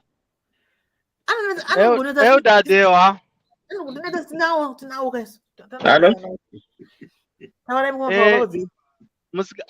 Musikana uyu ka nyaya yake chaichaya yaizoita simba kana anga ane makore 16. Vanhu vanenge vakura kudai vanonetsa kunyanya kuudzira zvokuita ivava. Vanonetsa kunyanya kuudzira zvokuita. Ipapa unenge wakuzwa kuti takadzidza asi operation dzechikoro neoperation dzezvinhu zvinodiwa paground zvinenge zvisingapindirani. Vakomana, nyaya dzekuroorana nekuroorana idzi dzinonetsa. Hauzombowani panoti moyo gedye chaipo chaipo. Unopawana kupiko panoti moyo gedye. Panoti moyo gedye mahati break nemachichi ndo pato padze dzichirohwa dzichidambuka ipapa. Saka munhu ngaadzikame avake musha wake. Asada kuita dzungu raari kuita. Idzungu. Asi kungoti zvinhu zvose izvozvo ngaambonogara pasi nomurume wake azame kuitaura tione kuti nyaya yake unoitaura akagara pasituro here kana kuti ari pai nyaya yake, because munhu unogona kuisirwa pasi mwedzi chete unoita zvokutamba. Munhu unoisirwa pasi kuti mwedzi 1 month wakandiregera ndichikondinya kusvika kwese nyaya takaitaura before. Waifanira kunge wakataura kuti hasha mari iwewo zvoutaura zviti. Kwete kuzondiudza after 1 month waudontaura kuti hazi shamari ndazowana umwe unonditengera maruva, ndazowana umwe anenge ari compatible unoita zvandinoda unodidi. Shamari uyo moto wemapepa uyo unodzima manje so. Moto wemapepa ndozvounoita. Kana ndiri kukuda chaiko chaiko mushe every 9 o'clock ndokunyorera message na 9 makuzeni. Handiiti mistake yokukuta 9 o'clock ndiko vandati every 5 o'clock unowana pane bhanji remafurawa kumba ndiri kukuda. Ende ukaona munhu akadai so, the guy actually is very clever. Because unobvuma kuitiswa yese. What are the chances yekuti unogona kuita the same thing for the next person kana achinga abva parelationship yainayo nayo? So the guy actually knows what he's doing. Mukadzi wemunhu chaichaiwo ukaenda kuvarume nyange vanoita zvechihure vaya vanokudza kuti mukadzi wemunhu shamwari ukabatwa unourawa. Saka iye zvaari kuita zvaasi kuzviziva here kuti unogona kuurayirwa mukadzi wemunhu. Muri kuona udhari wamibvunzo yose dai taimbowana nguva yekuzvibvunza pamwe musi taigona kumukawo kuhope dzedu. Marelationships aya haambozofa akaita gedye 100%. Nyaya iripo ndeyekuti unofanira kutoti moyo wangu dzikama, woacknowledge, wodzikama, wotoziva kuti izvi ndo zvinhu zvandaanazvo pakurarama kwangu. I have got a life with this person. I am going to commit to the person. Because marriage and this love thing, it's a different ball game. Zvakatosiyana zvinhu izvozvo. Marriage taakuraise a family. Zvekudanana unowa munhu danana nhingi ukapfuura ukadanana nhingi ukapfuura is not dating. Time yake yekudata yakapfuura. Saka ngaaite mushe. Ambotisiya timbozorora bichana takamirira makokora pabhedhe ramukoma gwangwa. Right, Connie. Makadi. Mushe what? Ndeb. Mushe. Panelists, comment section. My listeners, say. Come Paul. Murdo. Wednesday. Varkuye. Varkuye. Oh, okay. Yes. Yes, Conwell. Yeah. What do you say, Connie? mushe saka nyanyika I think hayi waudzwa mashoko akanowaka chaizvo vese vataura zvakanaka chaizvo chake kungotedzera achiona kuti ndezvipi zvakamufita but otherwise apa pamarriage yenhema ingabude atambisira mwana wedu nguva ngabude zvanhasi chaizvo ramba ndezvotodai murume angu uye murume wacho dai angwainza uya achinzwa story iyo but this sounds like my wife abva abuda achimudzinga mangwana makuseni urongedzera maplastic eblack aya obuda chichadini zvemahureshe zvekuindetena zvihure zvenyezvi but anyway ikina for the question yatida kuti timboyasobata zvedu this thing yekunzi unopiwa pressure nehama, what goes on and what entitlement do they have kuti vanokuudza zvekuita and at the same time iwe wacho uri kupuhwa uri kubvunzwa ma-questions. How are you supposed to respond? Aufaniri kuagwabhura here because I'm looking at it kuti maybe that's why family kwedu vanhu vasingazviiti izvozvizvi. Atina zvekubvunzana totogwabhurana zvisingaiti. Kuda kutibvunza kuti kwanza ndinda kuroora ndinda murume chichi. Unonzwa mashoko we. Maybe I don't know but in other families tipotiudza kuti what chii chinoyazoitika. Amene kana pane anogona kumupindura mubvunzo we and kuti munenge muchibvunzirei kuti zvigodii. Ndikudze one musigwa wangu ngandingompa 1 second ndokuza manyatso explain amuna expagorate zvimwe zvinhu zvandakaona ndisi kuti zviri correct kana zviri wrong. Answer yangu it depends with how you were brought up, kwawakakurirwa kwawakakudzirwa wakaitwa nehama dzako kana kuti baba vako namai vako ndo mibvunzo vanokubvunza nekupindura kwaunopindura. Unoona pane vanhu vanochenamira mai vavo nababa vavo unotoshamisika kuti sure anotaura anopindura baba vake like this anopindura tete vake like this kwozotaamwa kuti unotoona anotopfugama kutogwadama kutota bow down kutoti aiwa baba aiwa mai iwe utoshaya kuti zvichiriko here izvi zvichiri kuitwa here is the way the people were brought up. That's how I see it. Nhasi chaicho ndoziva kuti mabehaviors emama vanhu ndinotoona kuti uyu kwaanobva ndokarita dzavo idzi ende dzimwe dzenguva ichokwadi because hakuna munhu angangokurira ribenzika kumba kwavanenge ribenzika because unenge uchidzorodzerwa zvaunoita chaizvo chaizvo 95% of how you are it's the way you were brought up kumba kwenyu. Unozochinja zvako nekukura but unenge une karesemblance kekuti ndio zvokwavo kumasvingo mbudzi dzinokwira mumiti. That's my answer. Right. Rega tikutaurire zvinoitika. Normally vana vabatiri munhu shamu iwe woga ndiwo unozvipa pressure. Vanhu muri kudovhiyiwa magaro pana hama dziri kuti ndai mundovhiyiwa magaro muri kutipa pressure varume muri kuti magaro aya kana asvava sobwowa bwarohwa nezuva motanga kuchema futi.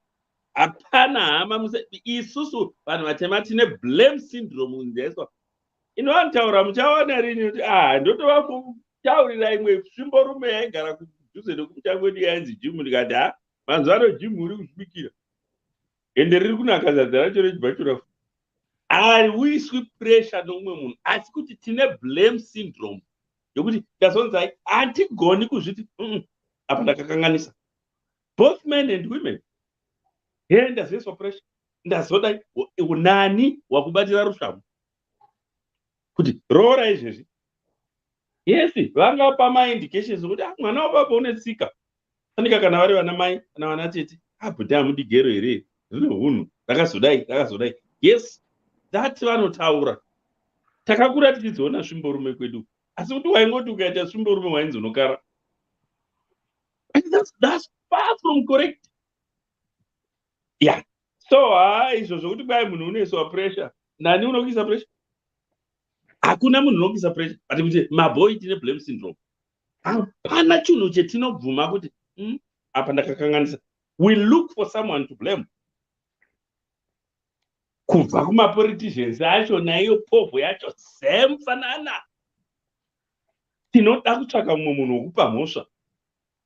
Haunomborohwa neshamu yonzi ndanoroora unorohwa nesvamizvo kana wamesa toilet inocheneswa zvakanaka ndo zvinoitwa kumwana mudiki tete kumazera anasiwawo no hazvibudi. Hakuna munhu unopa munhu pressure murungondowedzegwa mazamu enyu kana kuwedzegwa magaro enyu ozokeva. Musablame mamwe munhu asi nekuti mune blame syndrome disease. Hakuna vanhu vanopa vanhu pressure. Ini time pandakaenda kuZambia paya ndosangana namai angu. Pana umwe munhu akaenda kumusikana ake mukadzi akaenda kuna sisi vangu mwana wababa munini vangu. Akandoti ana bhudhi vedu tinodanana. Hatina kumbobvera tataurirana cho. Yana sisi. Because vaitofunga kuti ini ndiri kuvavanzira ndikati ndobva ndokuvanzirai kana ndoita gero nokuti zvazoita sei. Asi wakaenda uka akandotaura akafunga kuti pamwe zvinofamba savanhu vaiwirirana. So anyway, hakuna hama inoisa munhu pressure. Pressure tinoita nokuda kwedu zvinhu zvetechida. Saka ipapa apa waiti wapuwa pressure nani yokuti arape murume ndokupuwa pressure yekuzondokisana naJeromia. Wapuwa nani? Imi. Be accountable. Kwete kuda kublame vamwe vanhu. Ndapedza. Hanzi napimba pane vanhu mamwe mafamilies overachieve in everything. Kana usina kusvika pastandard yefamily, they will make you feel like a failure. It's very unfortunate kuti unenge ndiwe unenge wagona kuaccepta mastandards iwayo, and you see yourself as an inferior to whatever has been set up according to the standards dzemhuri iyoyo. But in reality ndeyekuti munhu haagoni zvose uye munhu haagoni kuva kuachieva zvinhu zvese in life. You will never be a complete person, if I can put it that way, and achieve almost everything. Umwe munhu wakashata pameso asi une mari, umwe wakanaka chose pameso asi mari haana. Right? Saka zvazviri kureva ndezvekuti in every aspect yemararamiro edu atingada kuita pano pasi panotova neimwe engo yaunenge uchitoleka as an individual and as a person. So in this instance, the lady chose a career, right? Paakachoose a career, aiziva kuti nguva yake iri kufamba, and the pressure haina kutanga izvozvi sekutaura kwaari kuita. Yakatotanga achiri kuchesa career. Saka what's there to rush kana iwe wakapedza mazuva oumhandara hwako nesupu yose payakanga ichifanira kunge ichishanda for the reproduction of the future. Waamu40 waakuchida kuzomhanyiswa nani? Kana watova mu40 watova kutosetla zvako, hapachina kana munhu anokumhanyisa. Nyangwe ukada kungoita munhu anongopota achingouyawo achingokwazisa Africa, hapana kana chakashata. Asi pafera ndepekuti mazuva ako chaiwo okunatsokuva stable in everything, kuti ungazoitawo vana vatatu sekushuwa kwawakanga uchiti. Zvinezvi sisipo izvozvo. Dzine dzango hanzi anenge dzangoenda ngariro zokuti pamwe musi. Saka in this instance she achieved education and she has to be content with that. But she has a good job, she has everything. Obviously my relationships they will be shaky because one level of education yake might intimidate a lot of people, and by so doing a lot of men by so doing. And ndozvimwe zvinhu zvamuri kuona futi zvakazomboita kuti azonoroorwa nomunhu waanga asina kutarisira. Inyaya iyoyo yokuti wakamhanya makarimwa. Saka mafamilies aya haisi nyaya yekuti anonyanya kuisa vanhu papressure koni, but nyaya inoitika ndeyekuti each and every person kashoma, if I were to be honest with you, kuti pandinenge ndine 18 years 19 20, right? That means pamazuva iwawo I am saying I am pure. That means my mindset has not been corrupted by a lot of things. Saka zvazviri kureva ndezvekuti if you ask anybody ari within that range iyoyo yokurarama, anenge achitaura kuti I would want a family one day. But as you go neupenyu 23, pamwe musi wamborangwa nechimwe chiboyfriend chakurova too not, wobva waziva kuti maya zvinhu izvi hazvina kureruka, then mawishes iwawo they just like anotanga kudeteriorata. Why? Because panga pachinyanyoda moyo chaipo nepfungwa nedevelopment yepfungwa nezvaunga usati wakorrupta this world, zvese zviri kupfuura. As you go into 30s, it even gets worse, because paunenge wava kunopinda muma 30s and hapana chati chaitika, nzuka dzacho dzine dzaakira sokuti dzaakurema. Naye wama40s iya pressure yako yauri kuzvipa, because pressure kana wakairetrieve at 16 ukagona kuikunda, you cannot have pressure at 35 automatically. Kana isiri yekuunza mari mumba, what other pressure do you think you need? A relationship.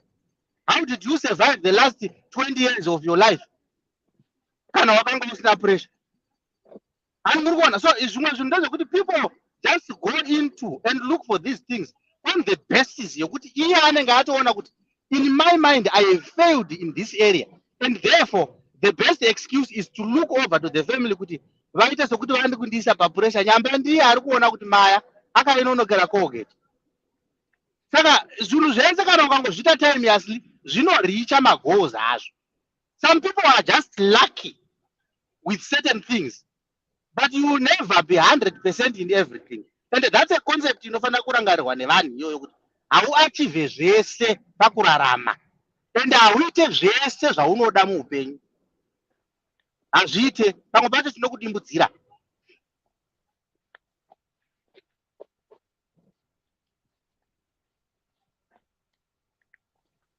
Papedza kudimbudzira. Papressure ndaramba. Aiwa mapindura zvakanaka vese zvenyu. Because pressure ndo yanga ndichanyofungisa kuti papressure. Hakuna munhu unopa ndabva ndafunga imwe pressure. Pressure nditi mukoma wangu akuita birthday musuno. I can imagine. I think maybe I can say kuti kunotove nevamwe vatopinda pressure yekuti ndoda kuti vanondiona. Macredit cards aputika nekucharge vachitenga zvinhu kuti ndoda kuti vanondiona. Haisi imwe pressure yatinozvipa here. Pressure. Ukanoenze mwako magaro ako une wapuwa pressure nani iwe kana wakawadiwa achiti wabwangu vanoda magaro. Une wapuwa pressure. Une wapuwa pressure nani kunoita engagement yeblump. Zvakangofanana. Ukambodzwa nokati 2-3 yekunzi kwanzi aiwa chigwisha. Uchanoita engagement. Zvakangofanana. Okay, ndadai so. Koni. Pressure marriage or yekunzi haustoarora nei is there in families, but zvakudependa nekuti family yenyu imimi inokunzwisa zvakaita sei. Not all families are the same, right? Kune mafamilies ekuti vandoseta mastandards ekuti by this time or by this age you should be married, and we need to know kuti kune macultures up to today vanoita arranged marriages. So that's pressure yekuti vandokuti enda vanoroorwa kwedu kwamudare isusu mapostori aya vanorodza vana handitika. That's pressure, not mwana adarwa nemudhara, but itori pressure kunzi you marry that man and they marry the man and stay with the man. Saka pressure is there.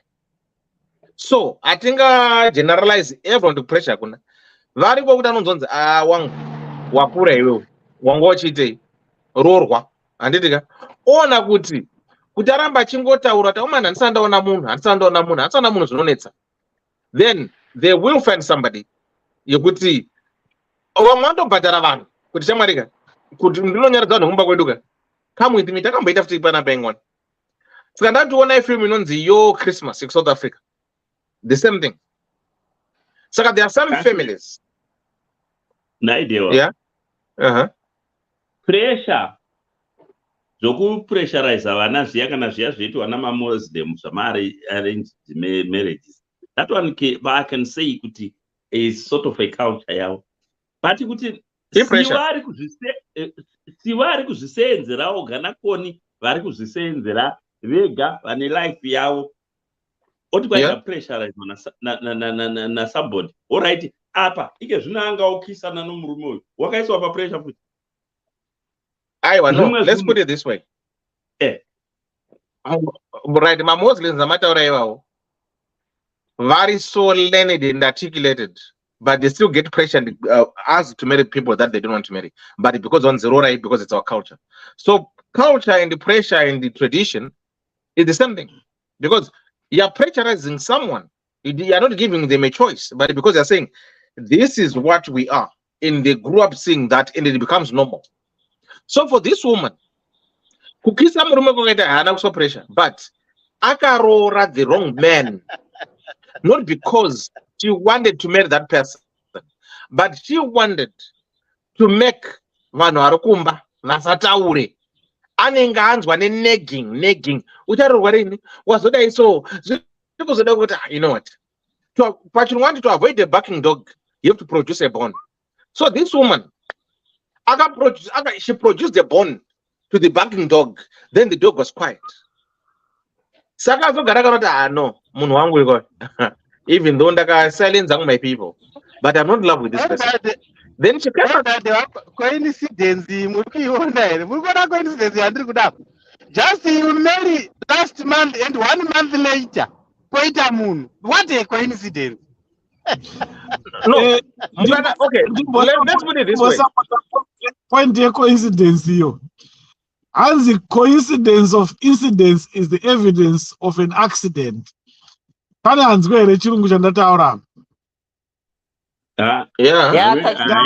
That coincidence of incidents is evidence of an accident. Saka chandoda kutaura ndechekuti coincidence yacho yanyanyisa. Could 1 month later, walk to the love of your life?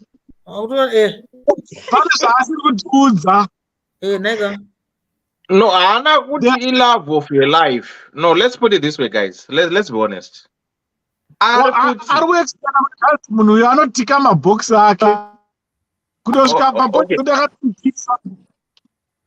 Okay, can I say something? She's a married woman. She's a married woman. I got to kiss a moon. It's like infidelity. I got to eat. In 2 weeks. Okay. 1 month. I told you 1 month. Don't do 1 month. In 1 month. You've been generous. I did 2 weeks. But somebody we are last week or the week before. The love of a life.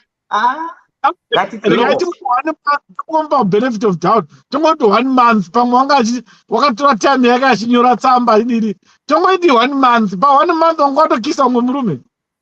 No, imi muruga happen one.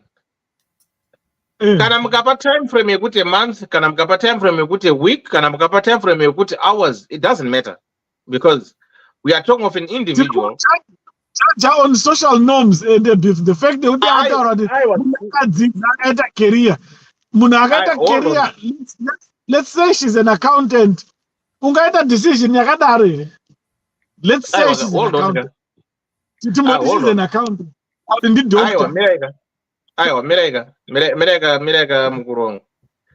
Being an accountant or being a lawyer or being a doctor or being whoever, it doesn't matter.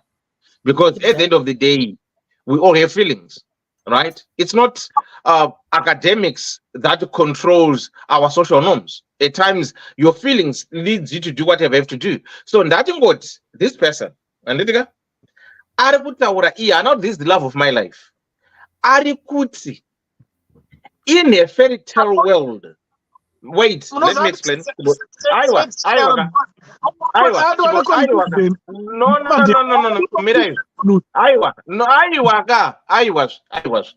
That is let me finish. Then you speak. In your own fairy tale world, this is the man she has been dreaming of all this long. And along come the man. Why not dreamer? Why dreamer? And this man fulfilled all her dreams. This man knows what to do. All the presents, all the needy things, even that she has been thinking of. This is what the man is providing. And during that process, yes, she's not a virgin. She's an adult. 40 years. There's nothing new about sex which doesn't know. And she has got feelings for this person. They kissed. It doesn't matter. It's a kiss. They kissed. Yes, but they kissed. I kissed. And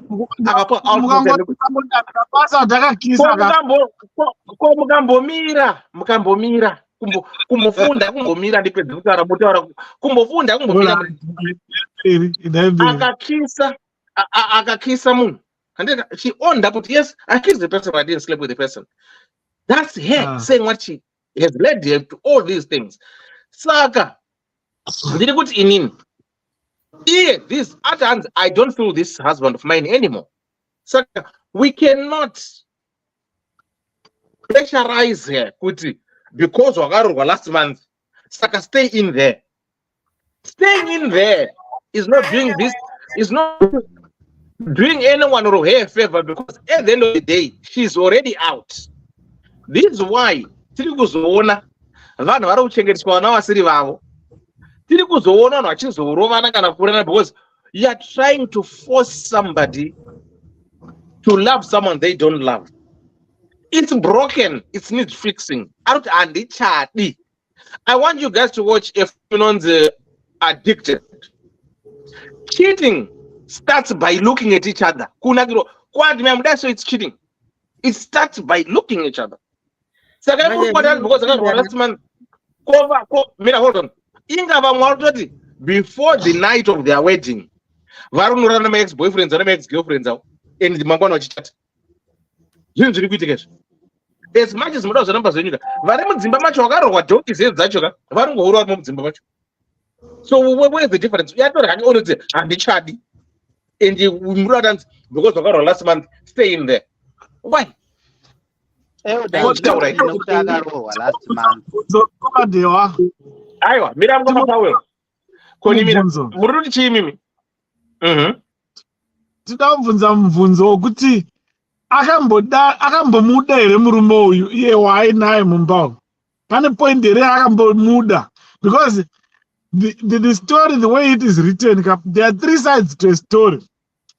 There is a story based on a perspective yomunhu ari kunyora story, the writer's perspective, and then there is a perspective iri based on zvakaonekwa nevamwe kana kuti maobservational nangikire perspective iri neutral, a neutral perspective. And then kwozoita perspective yekuti dai tabvunza murume wachona iye ari kurambwa nyakuramba murambiwa anotiudzawo a different story, a perspective to this very same story.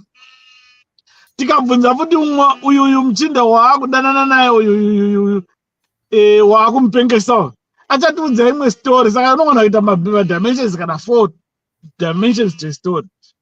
Saka the fact yekuti story yawo yakanyorwa nenzira iyi isiri kuteedzera ini zvakanyora, but this person is not an 18-year-old. Munhu ana 18 years ndiye angagona kutiudza kuti andaona mumwe muchinda andanakirwa nouyu.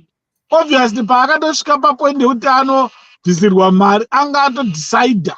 She had made an informed decision based on analyzing ma variables ari around relationship yavo nomurume uyu.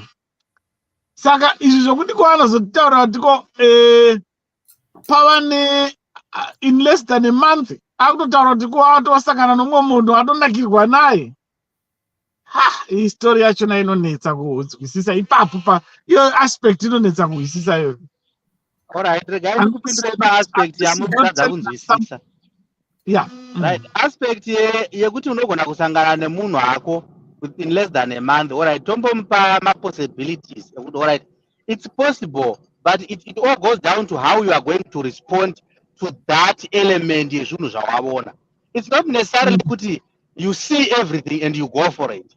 You can just see everything and put a cold shoulder towards it.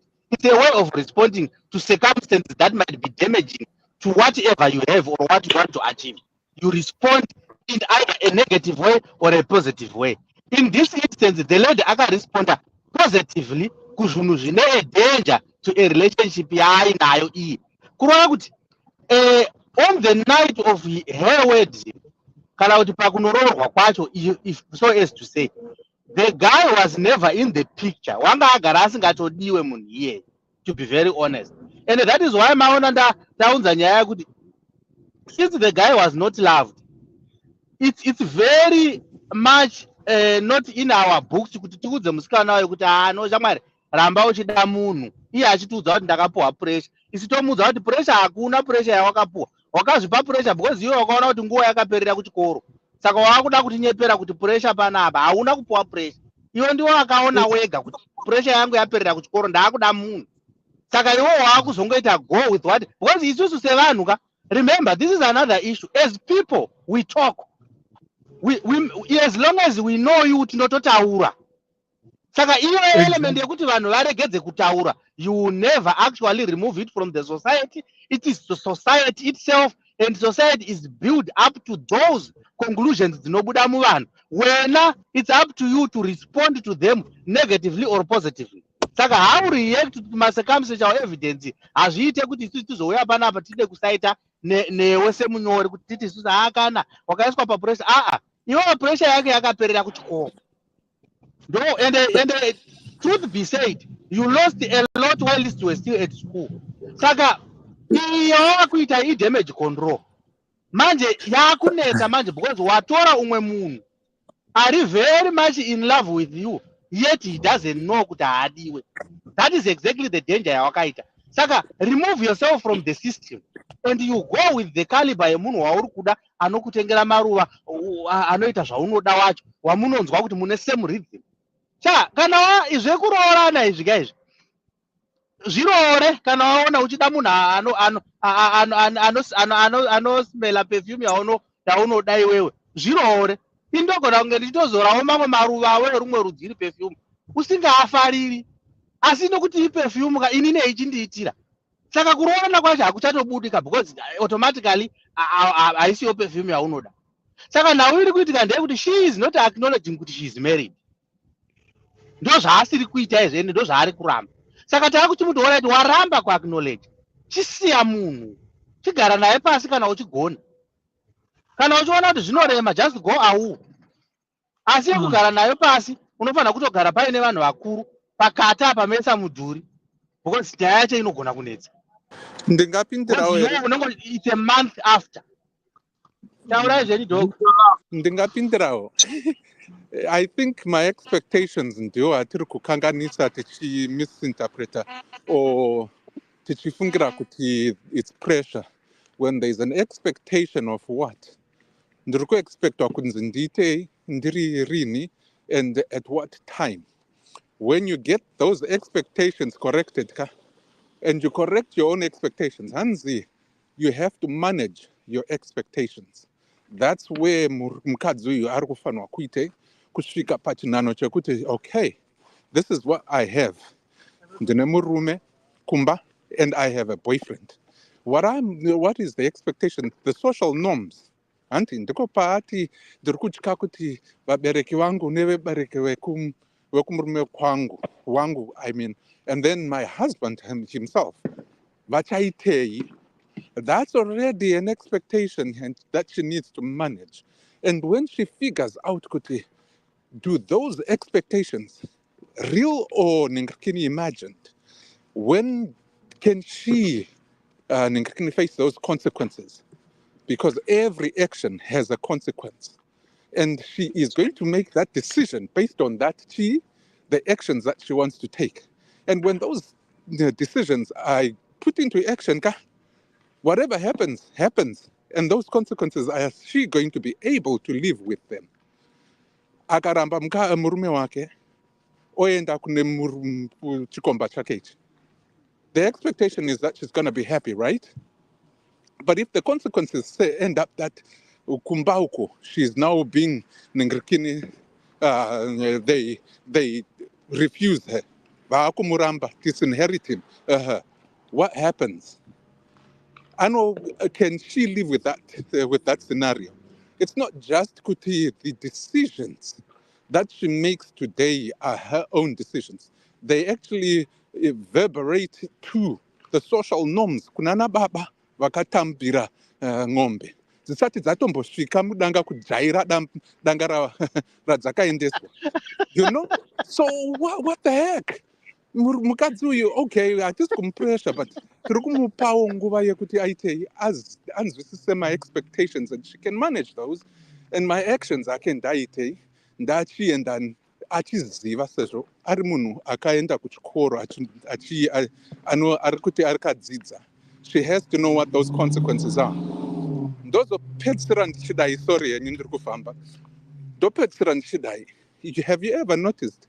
If a guy, a single guy gets a girl, panoto momota, vasikana vakawanda, vamwe usingatombozive kuti vari kubva nekupi, because there is that period.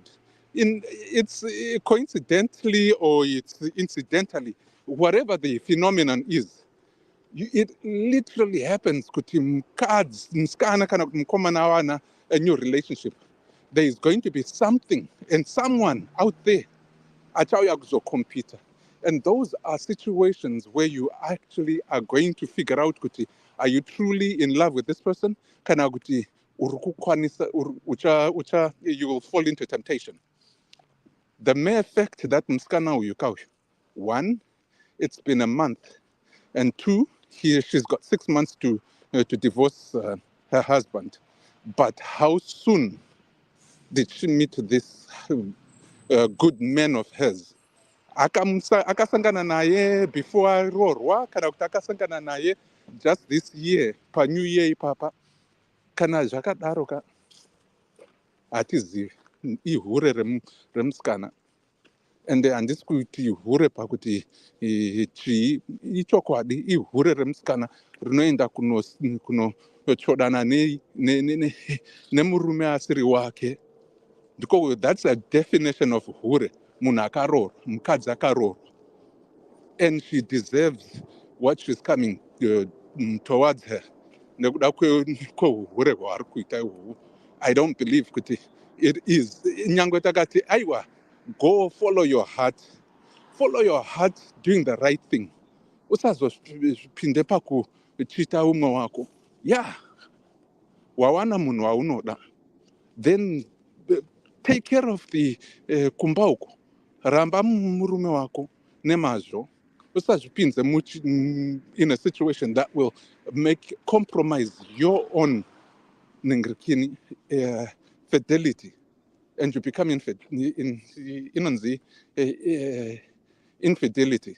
So I would rather wangobuditsa nyaya yako kune murume wako and then say handichadi newe, wofamba, and take care of yourself first. Murume uyu ari kukupesuwa uyu kauyu, give him time, not 6 months, a year. Mupe a year that you will get to know him. Not to kuona masuro ake, what in tiye oga, that's who he is. The way it is, if you are going to describe this guy, acha kunetsa, because he's a narcissist. Munanuana ningirikini simba rekuti ati iwe usazvarire murume wako wakarorwa naye, wakabvisirwa pfuma naye. That man is not a strong man. He is a very cowardice man. Ari narcissist. Ndinokutaura kudai sokupikisa naMwari. Ndapedza. Elder vanzwa. Hanzi time matters na P-Mash. Hanzi time matters because my boxer ari kutika ayo, she does not even have a full pic of the other guy. In 1 month, it's easy for a guy to pretend. Next to nothing. Look how sensational. Okay.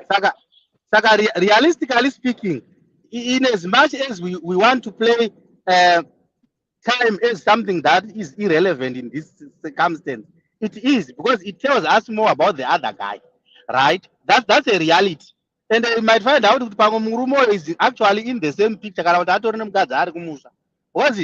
This is a common norm. What does the lady do? She's educated, yes. What does she do? And what does the other guy do? And Murugona. Saka pakaita balance is not kuinzana kuti mukadzi ari educated and actually she earns more. The guy might be in because of that. And then don't kutaurira chokwadi elder dewa. Inini ndiri kutaurira zvinhu izvi from my personal experiences here before. Prior to my marriage, inini ndaiti kana ndikaona munhu wandinoda chaiko chaiko, zvokwadi 9 dzaichaya foni yaipinda makuseni ega ega. Zvazvinoita ndezvokuti it gives you that hope nokuti munhu uyu anondiona and anondida. But pane zvimwe zvinhu zvokuti as you got closer to those people, unozofind out kuti maya munhu handimudu. Wapadhuze naye ndo panozoona kuti maya haite. Saka in this instance, zvataurwa naDr. Love, I concur with it. Kana achinga discover kuti since asingadi the hub, ngaatore retirement package yake abude mumba imomo, then he takes a year achi discover the new guy. Anogona kuzovhunduka pakutonyorwa novel yaWilbur Smith yemapeji okukora-kora iya inosvika 400 pages yemukomana yenaye. Because ukaona murume elderly, want to be very honest, insista on a married lady, ari murume, something is not right with that man, honestly speaking. That I can tell you, hakuna murume anoziva kuti munhu yakaroorwa and opesua the person ari married. That's a lie. Varume havapesue vanhu vari married. Right, mira ndingoti regera ndibve ndabva, regera yangu yakudoni bhatiri rangu rakuita mambara. Chinhu chendoda kukutaurirai hazvo hanzi, usati zvinhu zvawatadza kuudzwa nomurume wako, because ini ndinogona kuuya ndikapreza garo rako kana kuti zamo rako kuti mazamu ako akanyatsokurumga bho. Aya, umwe murume haana chipo chokuudza mukadzi izvezvo. Garai makazviziva izvezvo. Chirega kufunga kuti ndinokuda nokuti ndakutaurira kuti garo rako rakashepeka, hipi yako inofamba ichiti mutare masvingo. That's me. Zvikuudza izvezvo. It doesn't mean to say murume wako haakudi ari kumba. Umwe vamwe varume vanotonyara, vamwe vaitwa kubatiswa mazamu kudai nemukadzi nokunyara. Tatinavo vakomana vainyara. But isusu taizama kuona chero ndikarobwa Zimbabwe ndangoribata kudai ririmo mudhirezi imomo. That was it. But kuna vamwe varume naturally vanonyara. Saka usati iwe zvinhu zvousina kuudzwa iweyo nababa ari kumba ndikazokuudzai nini. Because ndakaona kwaite chango few vanofarira kutaurirwa zvimwe zvinhu. Vakangotaurirwa zvinhu zvinovafadza matopusa. Also ndiona ini ndangoti because murume akapuwa akaira aravira poto yacho naye achina basa newe. Ndo vazhinji vedu. Saka musapusiswa nezvinhu zvisina basa. Ende vanhu vanonzi agova nevakafunda kuti ndo zvazvimbotaurwa zviya nachiyera kuti vamwe vanhu vakafunda vakapusa futi. That's very true. Yeah. Don't be carried away nezvimwe zvinhu zvisina basa rese. 1 out of 1,000 varume ndo vanokutora kana akusisa umwe murume. The rest havakutori. Vanhu ndo paanozokuudza manje kuti uri hure, ukamuudza zvati murume akuzviziva kuti nhumbu yendinaye haisi yake, ndo paanokuudza kuti saka indopinda papi panyaya. Wakutondiitira rafu. Aiwa, ndikubvunza kuti ndokwana papi. So be very careful. Ndapedza. Mozosara maita wind up mushe. Regera yangu yakuita kupota ichingoita zvechihule zviri kuitwa nayo vanhu. Right, guys, that pane 2 minutes ngatingoita wrap up. Please. But the 2 minutes were okay. Saka tapedza. 2 minutes. Okay. Adadaurwa musikana audzwa funga apindurwa kana akateerera mhinduro dzake dzanga achibvunza apindurwa anyatsodzwa zvakanaka through comment section nemapanelist vangachitaurawo maonero avo panyaya yake musikana uyu. Saka niwo ndinongoti good luck with your relationship, whichever one you are going to end up with. Murume wako usingadiwa unaye kana kuti marriage after 6 months. Uzoya uchitipawo update, utipawo kana ma-invitation tuye kumuchato tizokupemberera. Zvedu tichipembera kuti wakadzidza. Kutopembera kudzidza kwako kuti wakadzidza zveshuwa. Mati kuna zvakambodaro kutaira. But it's on a serious note, I think it's not fair to you, my sister. And it's not fair to the husband waunaye uyu. The other guy is a player. Anotokutamba slagi zvake kana gorofu. Kwikira kwaanenge ada ozonotora bhora racho ozoripusira then ozorova part kana whatever. Saka iwoga ninyaya dzekuti wakadzidza idzodzo hamina kuti university yako kudzidza kwako yanga iri kuti one day time kuti you wasted time kuenda kuchikoro dai wakaita mafezi. Okay, ndazvibabata. But still that readiness yako inofanira kuita kuti changamu pakufungawo maskire upenyu nekugara. kuzi hakuna unofamba wakadengezera PhD pamusoro apa uchifamba uchikwira bhazi uchienda kana mundege tine PhD ini ndakangwara aiwa haufambi uchidaro saka changamu yako nekurarama kwako ndakukubatsire kuita madecisions ari valid asinei nezvechikoro. Thank you. Who is going next?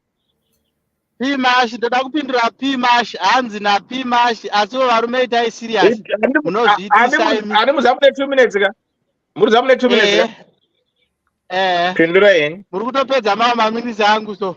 Munozviitisa imi munotadza kutenga maruva. Imi muri muhani munhu stage.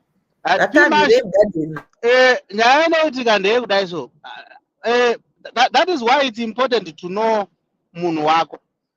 Kuna vamwe vanhu vasinei nazvo zvemaruva izvo. It's a waste of money and some people are just not into those things. They are not. Chero ukavadzidzisa sei, it's not that their thing. So you just need to know your person.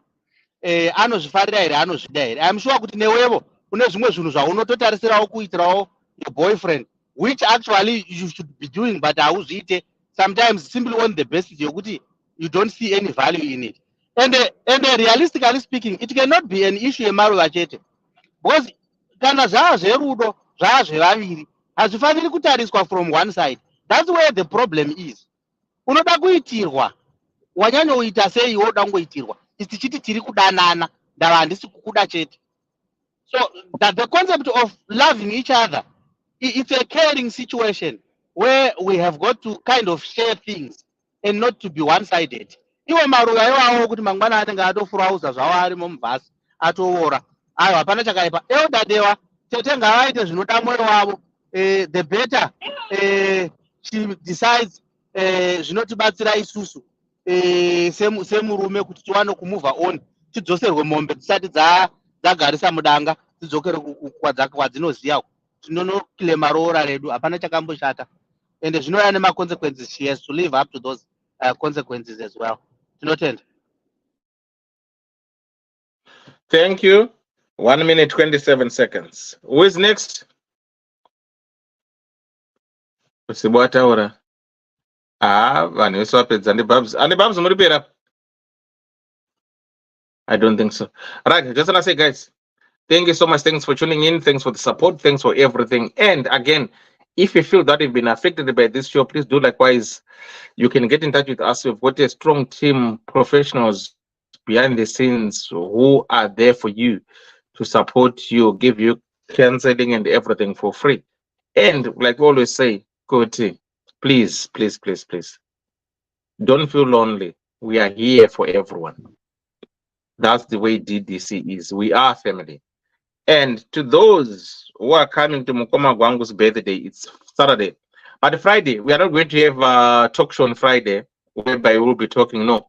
So we're going to be celebrating Mukoma Gwangu's birthday starting Friday. So we'll be broadcasting, as always, with panelists muchiwaona in real life. Ana Sibwana, Dr. Lava, Ana Koni, Vatsara Mbasangana. Also, we'll be laughing and talking.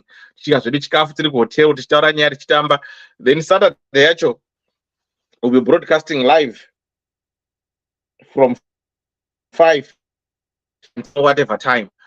Throughout the days. So be tuned, be squared, be there. We're gonna meet all these guys. We'll be there enjoying ourselves. Saka Trungoti Murdo for those presence about it.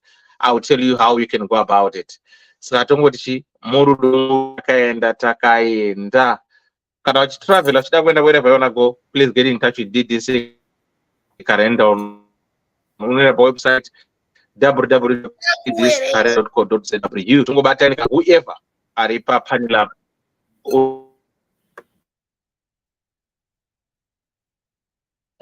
Apa adonati what? But I freeze it. Not a freeze it. Red, green, freeze it. Fuzu. Tona mudota kaenda. Flati. Avo vanoda kuhaya mota. Haikona kuzouya uchinditi ashama ndionowirirana naDhewa zveaitawo zvaandidzikisire. Anyway, business hatidero anyway. Yeah, I want to be open with you people. handifungi kuti tingaoperata mabhizinesi tidero. Achitivozve kana achitengesa bhodhoro romukaka aiti 75 maybe p kana kuti pound. Oti ngachindiwedzerawo kana kamwe kakapu. We don't operate like that. Anyway, ndokuudza kuti mota dzinowanikwa. Yeah. Ipapo let's just be clear to each other. Ndapedza. Right, thank you so much mukoma kwangu. Murudo vanhu vacho ndo zvazviri, but otherwise hatizopi zviri diskatopa kana ukatora 22 days chikura dzakwanisa pa discount, but otherwise ndikoko. Saka tongoti Friday isusu amuri kutanga kugara pa hotel musi Friday kusvika musi Sunday. Saka tingoripo ende tichajabula kusvika tati amen yekeke. Takaenda. So makuerere saka regarding what good night good people. Tobatana chi pa second half. Okay.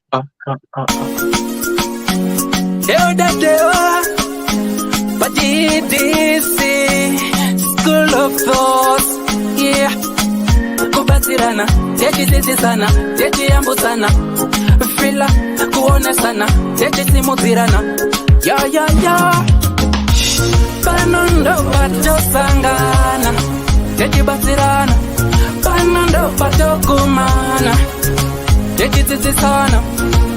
Ddc Skool of Thoughts, Ddc Skool of Thoughts. Yautete wachimonyo pila icho kwadi upenyu uyu unoda kupanana miwono, yeah. Kubatirana, techitsitsana, techiyambutsana, pila kuonesana, kusimudzirana, nekukurudzirana, yeah. Pano ndo patosangana, techibatsirana, pano ndo patokumana, techibatsirana.